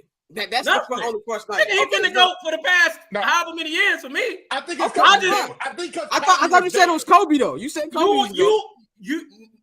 Kobe's You his and favorite player. Pavy were front row. Y'all motherfuckers might as well. It was like y'all was on the next building looking at the World Trade Center. That's how I imagine y'all we were looking at actually LeBron up there doing that to laughing. the Clippers felt. Pat, we That's were how actually I laughing. imagine. That's actually not. We were no, That laughing was our y'all ass off. 9/11 was 2 days ago. But no, it wasn't. And yes, it was. I thoroughly Yes, it was. thoroughly enjoyed the game. It was a Pavy great ain't talked in the performance. group chat since that game happened, bro. I thoroughly enjoyed the game. That That's nigga Pavy true. been missing, bro. That is not true. That's true. We had a whole He been conversation about quiet, basketball G. yesterday. He been That hurt, is not G. true. That That is not nigga true. left Staples. He drank his body weight in tequila at Delilah that night, and he woke up the next day. It at was a 3 Tuesday. We don't go to Delilah on Tuesday. Pacific We don't do Standard Time. Delilah on We don't do Tuesday. Delilah on Tuesday. Angry. We don't Angry. do Delilah on Tuesdays. That Oh my nigga. God. But no, Listen to me, bro. can we get to the game? Yes, Go let's ahead, get into the Pat. game. Go ahead, Pat. First of Go all, ahead, Pat. let me address what Scott said. Okay, because Gabe Vincent, Jared Vanderbilt, I know we're not Christian missing- Wood, missing these play are all season. now. Keep in mind, it ain't Paul George, motherfucker. We've been missing niggas all year. You're not gonna get far with a Lakers fan talking about fucking injuries, bro, at all. Especially when you got a fucking super team. That's what a super team, nigga. You still had 3 Hall of Famers on the roster, and you have Kawhi, who you say is fucking this cyborg. He's so much better than Brown. Why the fuck he ain't been better than Brown this year? And James Why Harden the fuck disappeared. did Brown like this nigga up No, on last possession? he's Kawhi could have James- impacted James the Harden game. disappeared. Why he ain't guard Brown? He's Why better does than- he refuse to guard Here is Brown? why. Actually, motherfucker, since I Okay. was in the post game, I could tell you. Tell Talou me. said that they wanted to switch and they were living with the switch because Brown was missing all that shit in the first half. So they hold on, don't talk. They actually wanted Daniel Tice to switch on him. That's what the man said. I don't So know. how many times do you have to do this? I don't Okay, know. this nigga catch a fire. I don't know. That's what the no.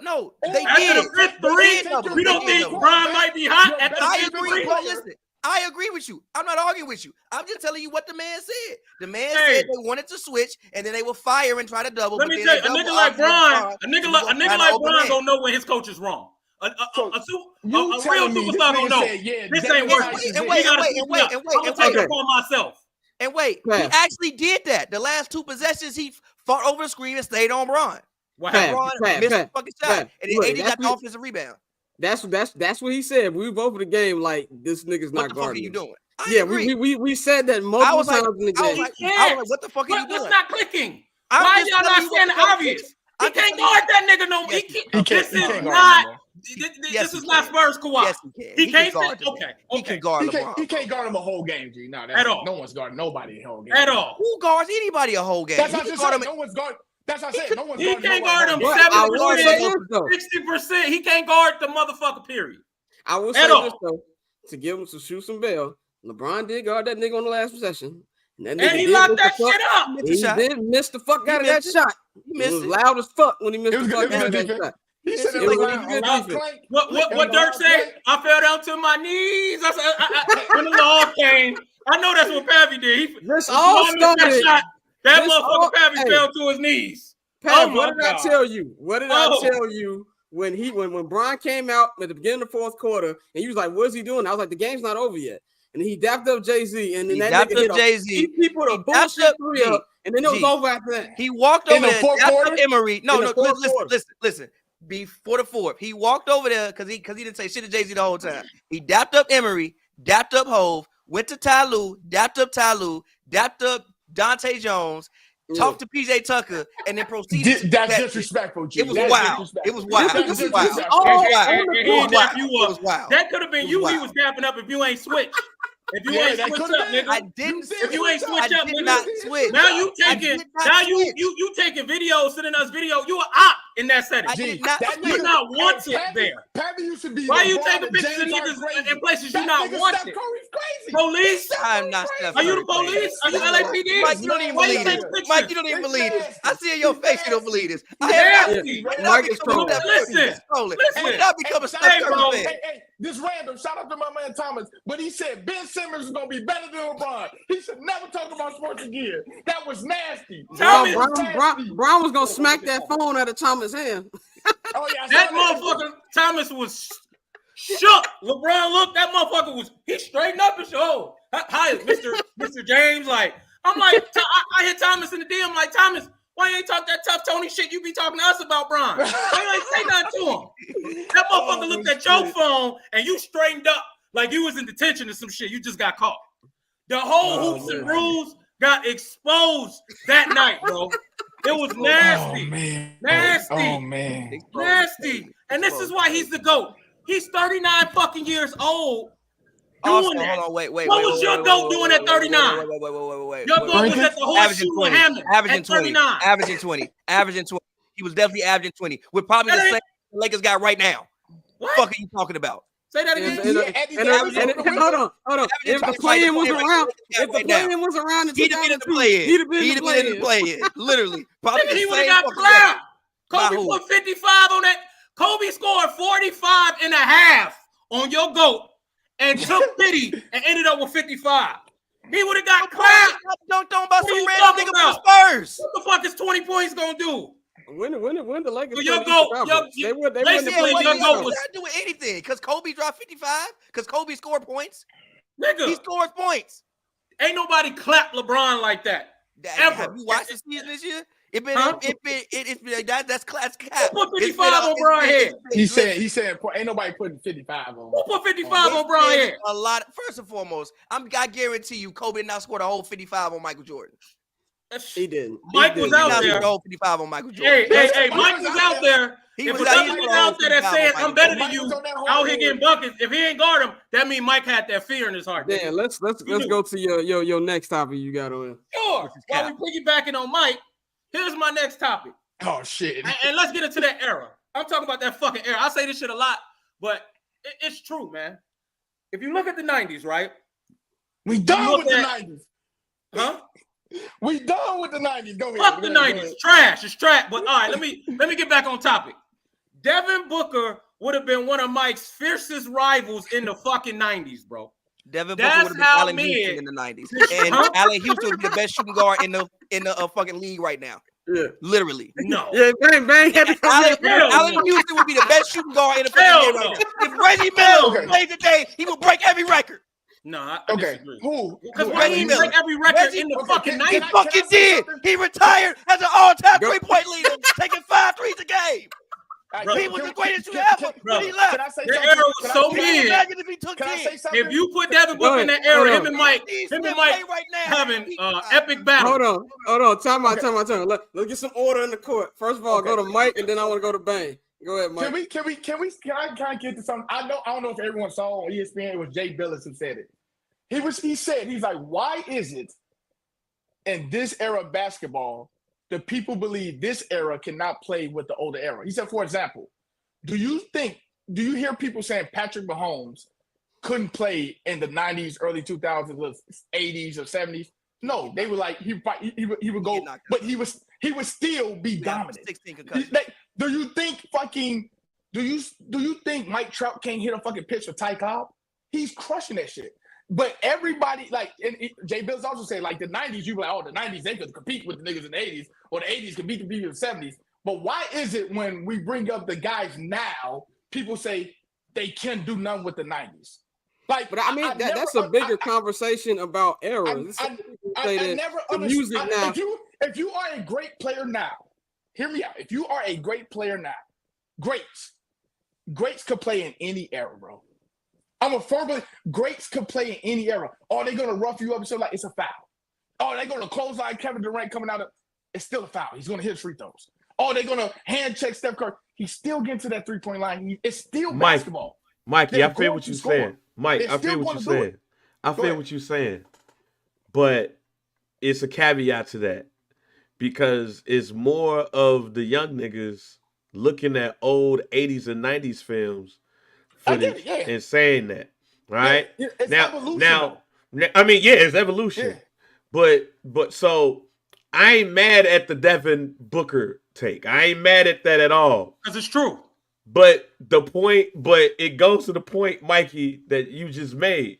And that's where the and comes in. Like, Devin Booker would have been a fierce rival of Mike. And nigga, no, wait a minute, Pav. It's like, and so the fuck what? Devin Booker would be Allen Houston in this era. No. Wait a minute. Whoa. Before you do that, Allen Houston, before he fucked up his knee, was cold than a motherfucker. And if he didn't fuck up his knee, would be thought of way better than he was now. Because that's also the flip of that is what Mikey said. Players like those players we talking about can play in this era. That's why I'm listening to you say that and be like, wow, Devin Booker will be Mike Fierce's rival? My point. Where the fuck is this coming from? Can I finish? Is Devin fucking Booker? Is it because he's light skinned? What's this? Wait. Can I say one thing? Go ahead. Evolution, as far as like, the guys these days so much better. Fair, but why do we never count for forward evolution? We never do this. He just said, Allen Houston got hurt. If he gets hurt now, he passed way more. You have fucking sports scientists. Yeah, way better. Everything is way better. Fucking the training that he would get is way better. So Allen Houston 6'6", 205. Wait. Allen Houston 6'6", 205 in 2000 is 6'6", 215 right now. Bill Russell. That's still small. But 2'6", 215 is not small. That's Devin Booker's size. What are you talking about? What did Devin Booker? What? I need somebody to tell me what Devin Booker did last night. If I could finish to have this. Allen Houston's not Devin Booker, but I'll tell you. Well, yeah. At all. In the fucking 90s, when the game wasn't geared toward guard. What did Devin Booker do to deserve what this conversation is? Y'all about to tell me that Steve Smith is fucking Jason Tatum in a minute, aren't you? No, what I'm saying, no. First of all, Mitch Richmond be a 10-time All-Star right now, though. I'm only right. He still be cold. He'd be a 10-time All-Star right now. I'm only saying that to say this.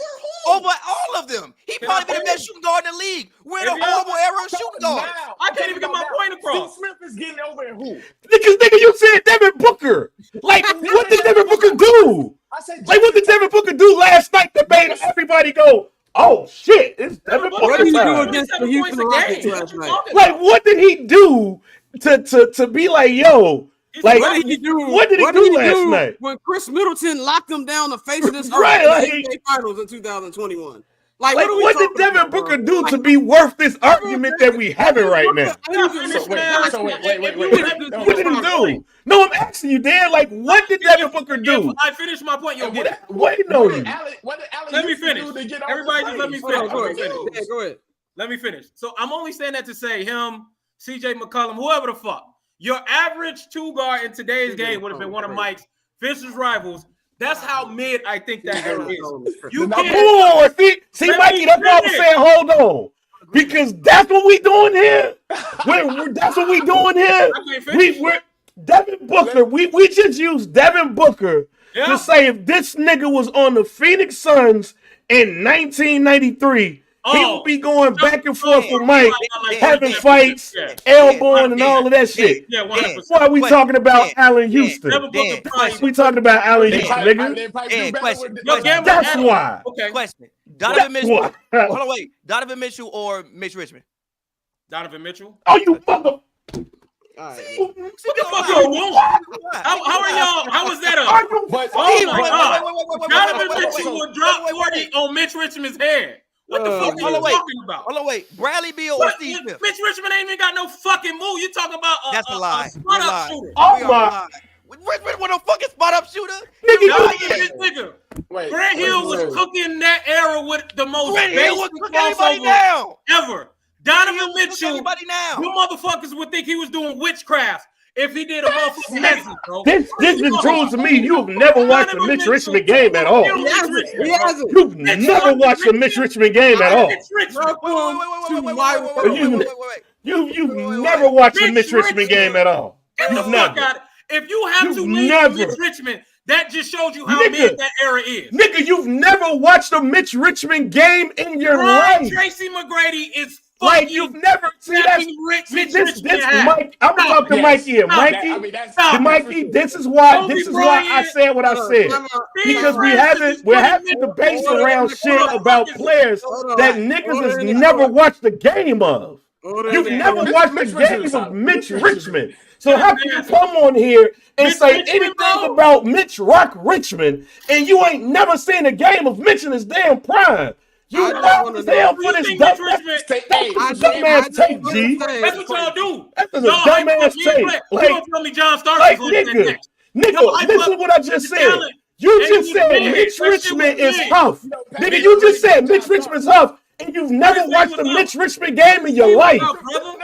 Like you never watched a Mitch Richmond game in your life, G. I didn't say that. Like, nigga, look, if we gonna do this shit, let's do this shit right. And let's not fire off some dumbass takes. Let's not fire off some dumbass takes. Why you Just mad to at have a me? damn conversation, nigga. You've never watched a Mitch Richmond game in your life, G. You never watched a Mitch Richmond game in your life, nigga. Nigga, bring up a name of a player you watched. Bring up a name of a player you watched. You just had a whole ass conversation about a nigga you ain't never watched play. Yelling. Nigga, yes, because you just had a dumbass take about a nigga you ain't never watched. You talking about Devin Booker and shit. You ain't never watched Mitch Richmond tape. And you gonna sit up here and bring up Mitch? Let's bring up a nigga you watched. Come on, man. Like this is a dumbass take. It's a dumbass take. You had a Mitch Richmond poster? Nigga, it's a dumbass take, nigga. It's a dumbass take. Richmond so much. Let's talk about a nigga you watched. Vernon Maxwell was solid. He was solid. Go ahead. Yes.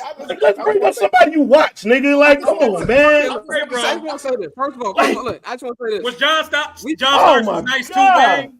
He was solid. No, Reggie Miller He was nice. Yes, he was nice. Ray Allen would be the best shooting guard in the NBA right now if he played today. We keep time out. Reggie Miller. Wait, say it again, baby. Reggie Miller would be the best shooting guard in the NBA right now if he played today. I would never come on this show again, Scott. I would never. Fuck out of here, man. You give Reggie Miller space in this NBA. That's what I'm saying. Y'all not making sense right now. Reggie Miller with the space. Reggie Miller with the space that he gets right now. He is one of the best shooting guards in this NBA. I'm calling rank real quick. I'm muting everybody. Y'all niggas is tripping. First of all, I'm gonna say this. Reggie Miller cooked defensively. Bang, is he getting cooked defensively? Everybody getting cooked defensively in this league. Everybody getting cooked. He's giving up a layup. Everybody getting cooked. Everybody getting cooked in the league. Mike, who played? Mike, name me a shooting guard in any NBA right now that plays great defense. I mean, bro, he's the best. No, that's the question. You just said he'll get cooked defensively. Who played good defense? Mike, answer the question. You're absolutely right. No one plays great defense. You're absolutely so what are we talking about here? He's playing none of it. Nobody's playing none of it. He can't say nothing. He can't say Mike, nobody plays good defense. Are playing defense, bro. That's none of them are playing defense. It's my point. Reggie Miller, the best shooting guard. Bro, if you give Reggie Miller 10 threes a game, he's going to hit them shit. Yeah, bro. like look. This is all I'm saying. This is all I'm saying. I can feel y'all. I can feel y'all with the takes, but then y'all will say something, and then the shit that you say is logistically wrong, and then you'll be like, "But Reggie Miller getting cooked. Who cooking Reggie? Who Reggie Miller go like defense? Nobody's playing defense, and then y'all honor the fact that nobody's playing defense. We just saw Klay Thompson for half a decade. He's the second best shooting guard in the fucking NBA. What do you think Reggie Miller would have done?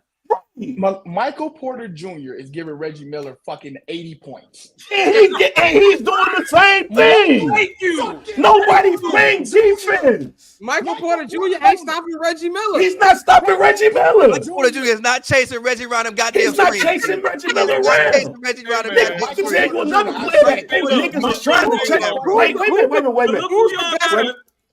I'm gonna be cool on this one. Yo, we got You two gotta topics, you bro. bring in Reggie Miller. But here's the point. Them niggas Y'all didn't play. can't bring up niggas getting cooked defensively in this era, especially at the shooting guard position, when niggas ain't even trying to chase Rip Hamilton if this nigga was running around the mid-range.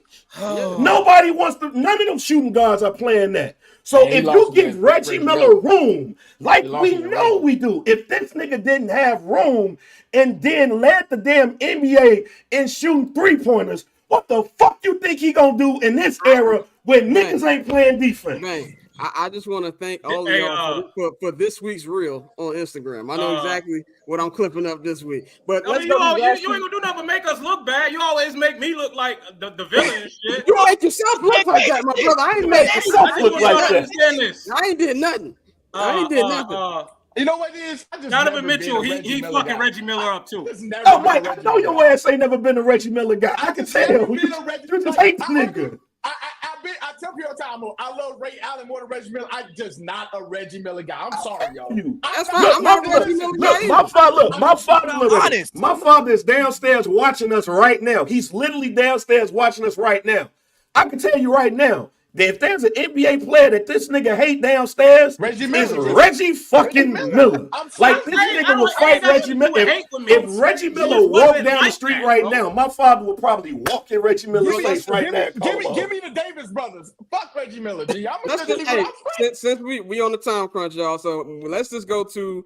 I know we're gonna get rid of play-in conversation, but I just want to go to Dan. You wanted to argue, Mike, about Scramble Boy, as you call Justin. Yeah, man. Let me. Since we're on a time crunch, man. Look, man. I'm sick of this shit, man. I'm gonna say for the past football year, bro. People like Mike, me and Mike, we text every day, right? And it's gotten to the point where I don't know if it's ego or pride or what the fuck it is, but it's like Mike, and I'm just using Mike as an example. He is totally sold on Caleb Williams coming to Chicago. This, that, and the third. He's saying everything under the sun except the truth of the matter. Justin Fields fucking stinks, and he should not be starting in the fucking NFL. And okay, I'm sorry. Relax. We're going. What you mean, relax? This nigga, look, what he's not thrown for. I think his high. What was it? 2,700 yards or whatever the fuck it was, bro. 2,700 yards in 3 seasons. I gotta bring Bang. I gotta bring Bang back for this too. He won 10 games. 10 games in 3 seasons. Nigga, I can survive. Hey, Mike got it. Admit he's ass. Hold on. And I'll let it go. Admit it. Tell me this. Dan, Chase Claypool, N'Keal Harry, Velus Jones Jr., Dante Pettis, Brian Pringle. He ain't had none of them niggas. Demir Bird. Hold on. You said I'm doing his whole career. Demir Bird, Marquise Goodwin, Darnell Mooney, Dan Newsom, Allen Houston. He's what the first. Niggas on? He's the first ever young quarterback with a bad team. No. Oh my God! No young QBs have bad teams, Mike. Dan, what teams are them niggas on? They're probably not in the league. They're not in the Exactly. They're not in the NFL. Okay. They're not in the NFL. Welcome. They're coaching flag football right now. Bro. Are you kidding me, bro? Welcome to being a high draft pick in the fucking NFL, Michael. Welcome. It comes with the territory. Niggas was all y'all was looking at me crazy and shit. Talking about Mitch Richmond. Look at this shit. What happened this year? He had some bums this year, DJ Moore and all. Cause y'all, you like Darnell Moore? What happened this year when he got the weapons? Because you motherfuckers were unsufferable last offseason. Oh, Justin finally got weapons. Oh, he's gonna be the next Dan fucking Marino. Oh, we finally gonna get a 4,000 yards. His favorite quarterback over there throwing the CD Lamb and shit, and he gonna. Right, come on. What happened? Come on. He just told me. He told me Dak is fucking Lamar. He told me Dak was elite. He told me Dak was elite. Yes. Dak is fucking elite. Yeah, Mikey, talk your shit now. Now you doing this. Now you're doing this. Oh, If Dak okay. is elite, Okay. Back to if Dak is scramble elite, boy. we are in the worst Back to era of scramble quarterbacking boy. we have ever. Back to Now scramble boy. Mike over there doing What this is shit. Justin Fields' ceiling to you? What do you think Justin Fields is? Is he legit? He gonna be starting somewhere next year? He'll You be don't think starting he is? somewhere next year. He'll be starting Where? somewhere For next who? year. I don't know where, but he'll be He's a starting. good next year, quarterback bro. to y'all. Can y'all answer that to me? I think I he's a believe good he can be a quarterback. quarterback. I believe he Okay. can be Why a the good fuck is he quarterback not staying in Chicago then? because Why? you got a Why? fucking the biggest prospect since fucking Andrew Luck. That's why. That's why. Let he- Dan- Y'all Let- could have let- traded it. Y'all could have got Maserati Marv. let 8 Dan fucking say it. first round picks like y'all been saying. You're- Why you're don't y'all not do gonna- that and build around scramble Is he, boy? is he generational? Who? Caleb. Yeah, 100%. So if he's generational, why wouldn't you take generational players? Because you told me don't trust my lying eyes and that Justin Fields is elite. So You I want to never know why watched the y'all Bears ready to game get in rid your of the boy. You never watched. You didn't Why? watch one Bears game all year. Yes, I fucking did. You didn't watch I've the Bears called game you, all year. FaceTimed you several times When after you that saw nigga a threw that, highlight. don't throw them game sealing picks. See, Mike. I FaceTimed you and you be like, damn, you either don't pick up He or called you Mitch pick up Richmond a threatening my startup shooter, family. and we're still arguing with him. Huh? Or you pick up threatening my family. You can't. What'd you say, fam? He You called can't Mitch argue with Richmond a spot up shooter, and we're still arguing with him. He said Mitch Richmond was a spot up shooter. I mean, Mitch Richmond had a bag. He was like that. Man, Justin gonna be solid. You Where? just very hold on. Why can't he You're be upset. solid for the You're Bears? upset because the guy that you love, is going to the Bears, and you have to root for him. And now you have to root against him. That's all this is. That's all this is. I ain't got to do shit but stay black and die. I ain't got to do nothing. And talk a whole bunch of bullshit. I done turned And you know what? so LeBron many James is the motherfuckers GOAT, y'all. that I LeBron used to James like is the that GOAT. play for y'all He team. is. He's LeBron James the GOAT. Who to go? LeBron He said James LeBron. is the GOAT. Word? He's the GOAT. He's the greatest of all time. Thank you. He's Thank 100% trolling you. I don't give a fuck. I got it on. It's on tape. It's on Don't tape. get mad at me. What was Okay, your boy doing at 39, bang? Averaging 20 points. No, he was on the The boat. same record as the He Lakers. was at same record as the Same record as the It Lakers. wasn't the same record. It wasn't Gee, the they same finished the record. season like 41 and 41. It's probably Yeah, the they same did. record. That They was just that didn't was make the playoffs. one time, and then they finished under 500. Come on, bro, let's not do that. And the Lakers are under The 500. Lakers They under probably 500 right now? 500 too. Yeah, they like, They're okay. not under 500. You right, They're you And not by the way, under I just 500. say that, Dan, you said Right. get rid Okay, of the players. let's explain it another way. 39-year-old LeBron, 39-year-old Mike. They play one-on-one. What's happening? I mean, If we there's know money that, on the line, I'm but going that's with just Jordan. I'm going with Jordan. Right. I'm money. going with Jordan. There's money on the line. I'm going with Jordan. What are you talking about? How the fuck? If you throw his Okay. kid in Lake Michigan for some money, like I'm not. Yeah, If obviously. there's money on the line, you're going with 39-year-old Mike. Yes. The 100%. nigga averaged 20 points. Mike was smoking motherfucking cigars and And he was on the horseshoe. He was helmet smashing casino. Jenna Jameson. That's what That that nigga exactly. was Right, playing right, big whist. right. Back to let's, Scramble Boy. Y'all thought I we got- forgot, though. I need an answer. Why y'all get rid of Scramble Boy if he like that? I don't understand, bro. Why can't y'all just admit the nigga's ass? If you would admit he was ass, I would leave you He's alone. not ass, but I'll say this: he did not live up to what he's supposed to do. He is ungood. If this nigga, if he played for any other franchise, y'all would have. all the blame. You give him all the blame. It's more than just him, bro. It's more than just him. Caleb's coming He's into a fucking quarterback.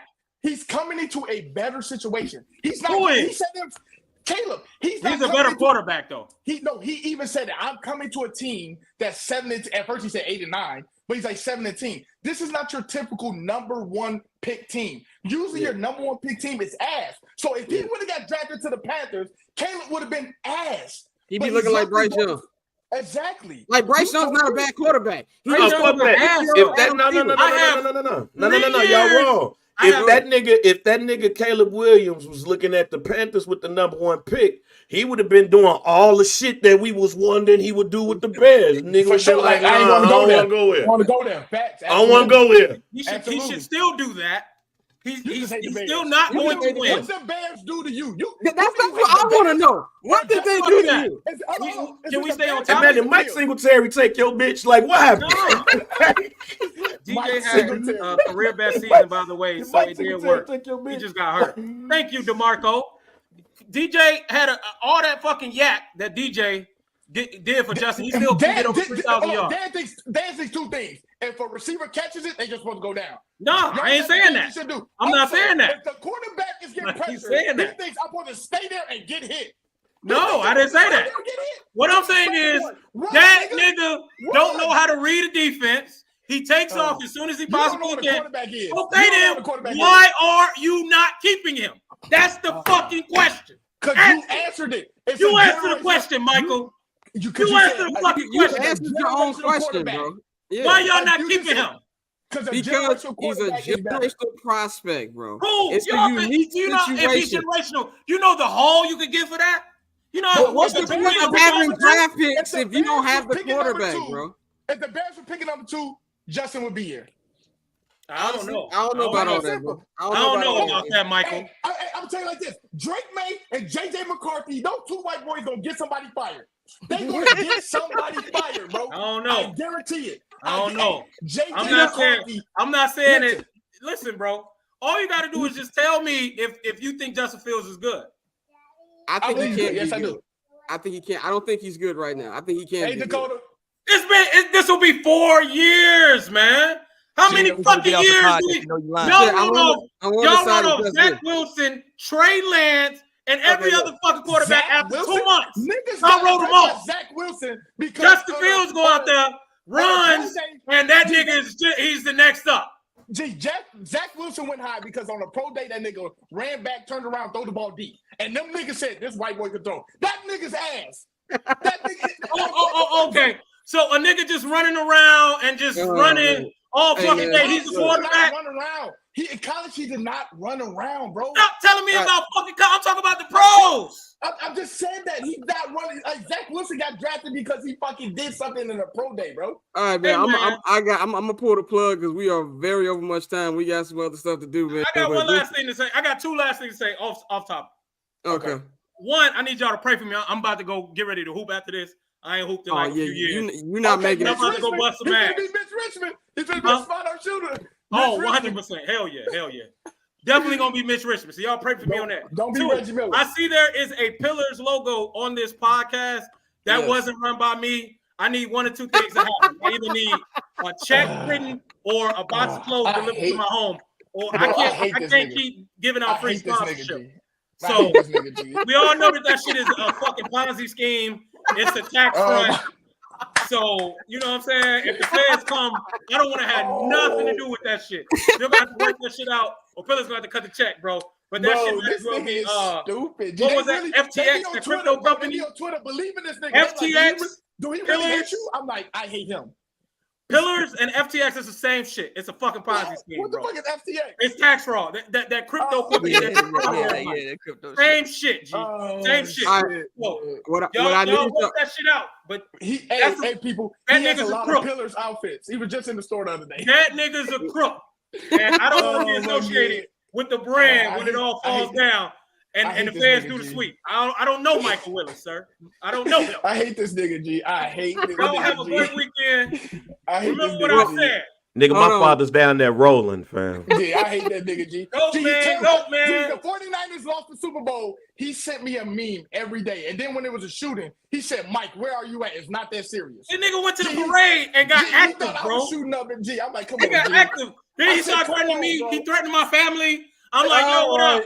That nigga told me he had a hollow tip with my name on it, bro. Where you at? That nigga said, where you at, Mike, right now? It's not serious. Put the gun away. I said, come on. G. I said, come on, G. That nigga went to the parade and got active. I need y'all to do two things. One thing when y'all leave, stay in the room so I can save y'all files because I'm clipping all of this shit.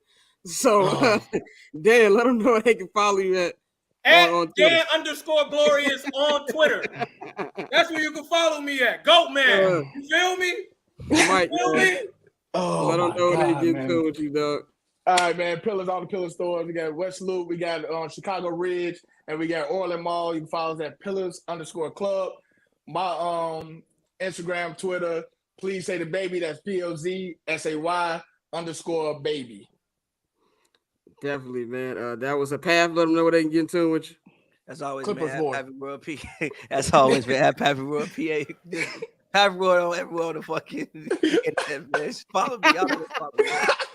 At Clippers boy. We gotta do this again. Bang. Still come through the store, bro. I gotta get you signed up, man. No. Oh yeah. I've been in and out of town and shit, but no, once we get settled on that. All right, bet. We definitely gotta do that. Mike, stay in the room at the exit you out so I can save your files. I'm definitely gonna clip this shit up. So, all right. So, all right, Pav, you're the same thing with you. So I'll just exit you out when you're good. So, we gonna bring in everybody else. We gonna wrap this up to do the local out. Very entertaining. Y'all were wilding. Now y'all see what the fuck I be dealing with. We can't be out here disrespecting Mitch Rock Richmond, man. I'm on to say I didn't ate dinner, smoked a blunt. Like, I was not laughing because Dante was over there smashing. Dante was over there smashing. Now y'all know the shit that I deal with. And this is when my mom would be like, "Why y'all ain't gonna go in another room? Like y'all just loud." She every time it's a holiday. I'm glad everybody can see why I wanted Dan on the show because he's been fooling y'all the last couple months. That's who that nigga really is. Yeah, that's what I've been. He's been fooling y'all. We can't be out here disrespecting Mitch Richmond if you ain't never watched that was the insane. Look, that's why I said that's the only reason why I popped on. I was like, wait a minute. If you was nuts. You ain't never watched the game of this dude, and we saying this. Oh, come on, man. No, that's like me saying Johnny Unitas huff as hell, fam. Damn right, I ain't never watched the goddamn Johnny Unitas game. But some old white dude gonna come over the counter and be like, "Yo, boy, you ain't never seen him." Man, look. So basically, man, we gonna quickly over like what we gonna go over in a local hour, man. So we've got we're gonna talk about more in depth about why Justin Fields trade value is allegedly low. Is the smoke screen? Is there truth to it? We're gonna get into some things that Jay Hood said in his interview. If you missed it, if you follow us if you subscribe to the Patreon, the full interview will be up on the Patreon. If not, if you down, then just get the little clip. We're gonna throw on the IG, on the YouTube, and then we're gonna talk about what's the chances the Bears can go trade up, get a wide receiver. What are the legit options of wide receiver? And then we're gonna talk about why I think the Chicago Bulls are the funniest team in basketball. 100%. I'm gonna tell people why it hit me the other night. Like these motherfuckers ain't good, but they entertaining, and we'll talk about that. In the local hour, man. So if you are not in tune, you subscribe to the Patreon, patreon.com/Barber's Chair Network right now. Get the $5 holler. You can subscribe. We had a uptick in subscriptions today. I appreciate you. My rent appreciate you. Keep supporting the brand, man. We've got, I will say this, me and Dante are working on this. There's gonna be merch coming very soon. I know I've been saying this shit for a year and a half. And when we getting into the red zone, we got merchandise coming real soon. We're gonna have I'm Not Gonna Hold You hoodies, Barber's Chair Network logo hoodies, and 79th and Hallis hoodies out there, hats, shirts, the whole you dig. I'm trying to get that up by the NFL draft. At the absolute latest, it will be May, but we are very close to getting that out for y'all, man. You can follow me on Twitter and Instagram at BarberChairScott. You can follow JR Bang at JR Bang. Follow Dante at October Zone Tay, and of course follow Mikey at Junior_Solito. We about to record this local out. That'll be up on the Patreon tonight. Big shout out to the homie Mike Will for joining. Big shout out to Pavy for joining. My ridiculous cousin Dan for coming on, and of course the one and only Jay Hood. A great interview, man. That was probably the most Jay. I told Mike, I was like, man, Jay Hood gonna bring it raw to us, man. Like it was good to have him on. Had a good conversation. We appreciate everybody. We hit shout out to my father watching us downstairs. Shout out to OG Bang. Shout out to OG Bang watched us, man. We appreciate it. For watching everybody. We had like our all-time high streamers, I feel like, in that first hour, man. So we appreciate everybody for doing that. Even though I have to put this in the Excel sheet, like Bang said. We hit over 100,000 views last month of the month of February. So I appreciate everybody who watched the clip on Twitter, Facebook, Instagram, TikTok, wherever the fuck you watched anything from the show. We appreciate y'all, man. So we up out of here. Y'all have a good weekend.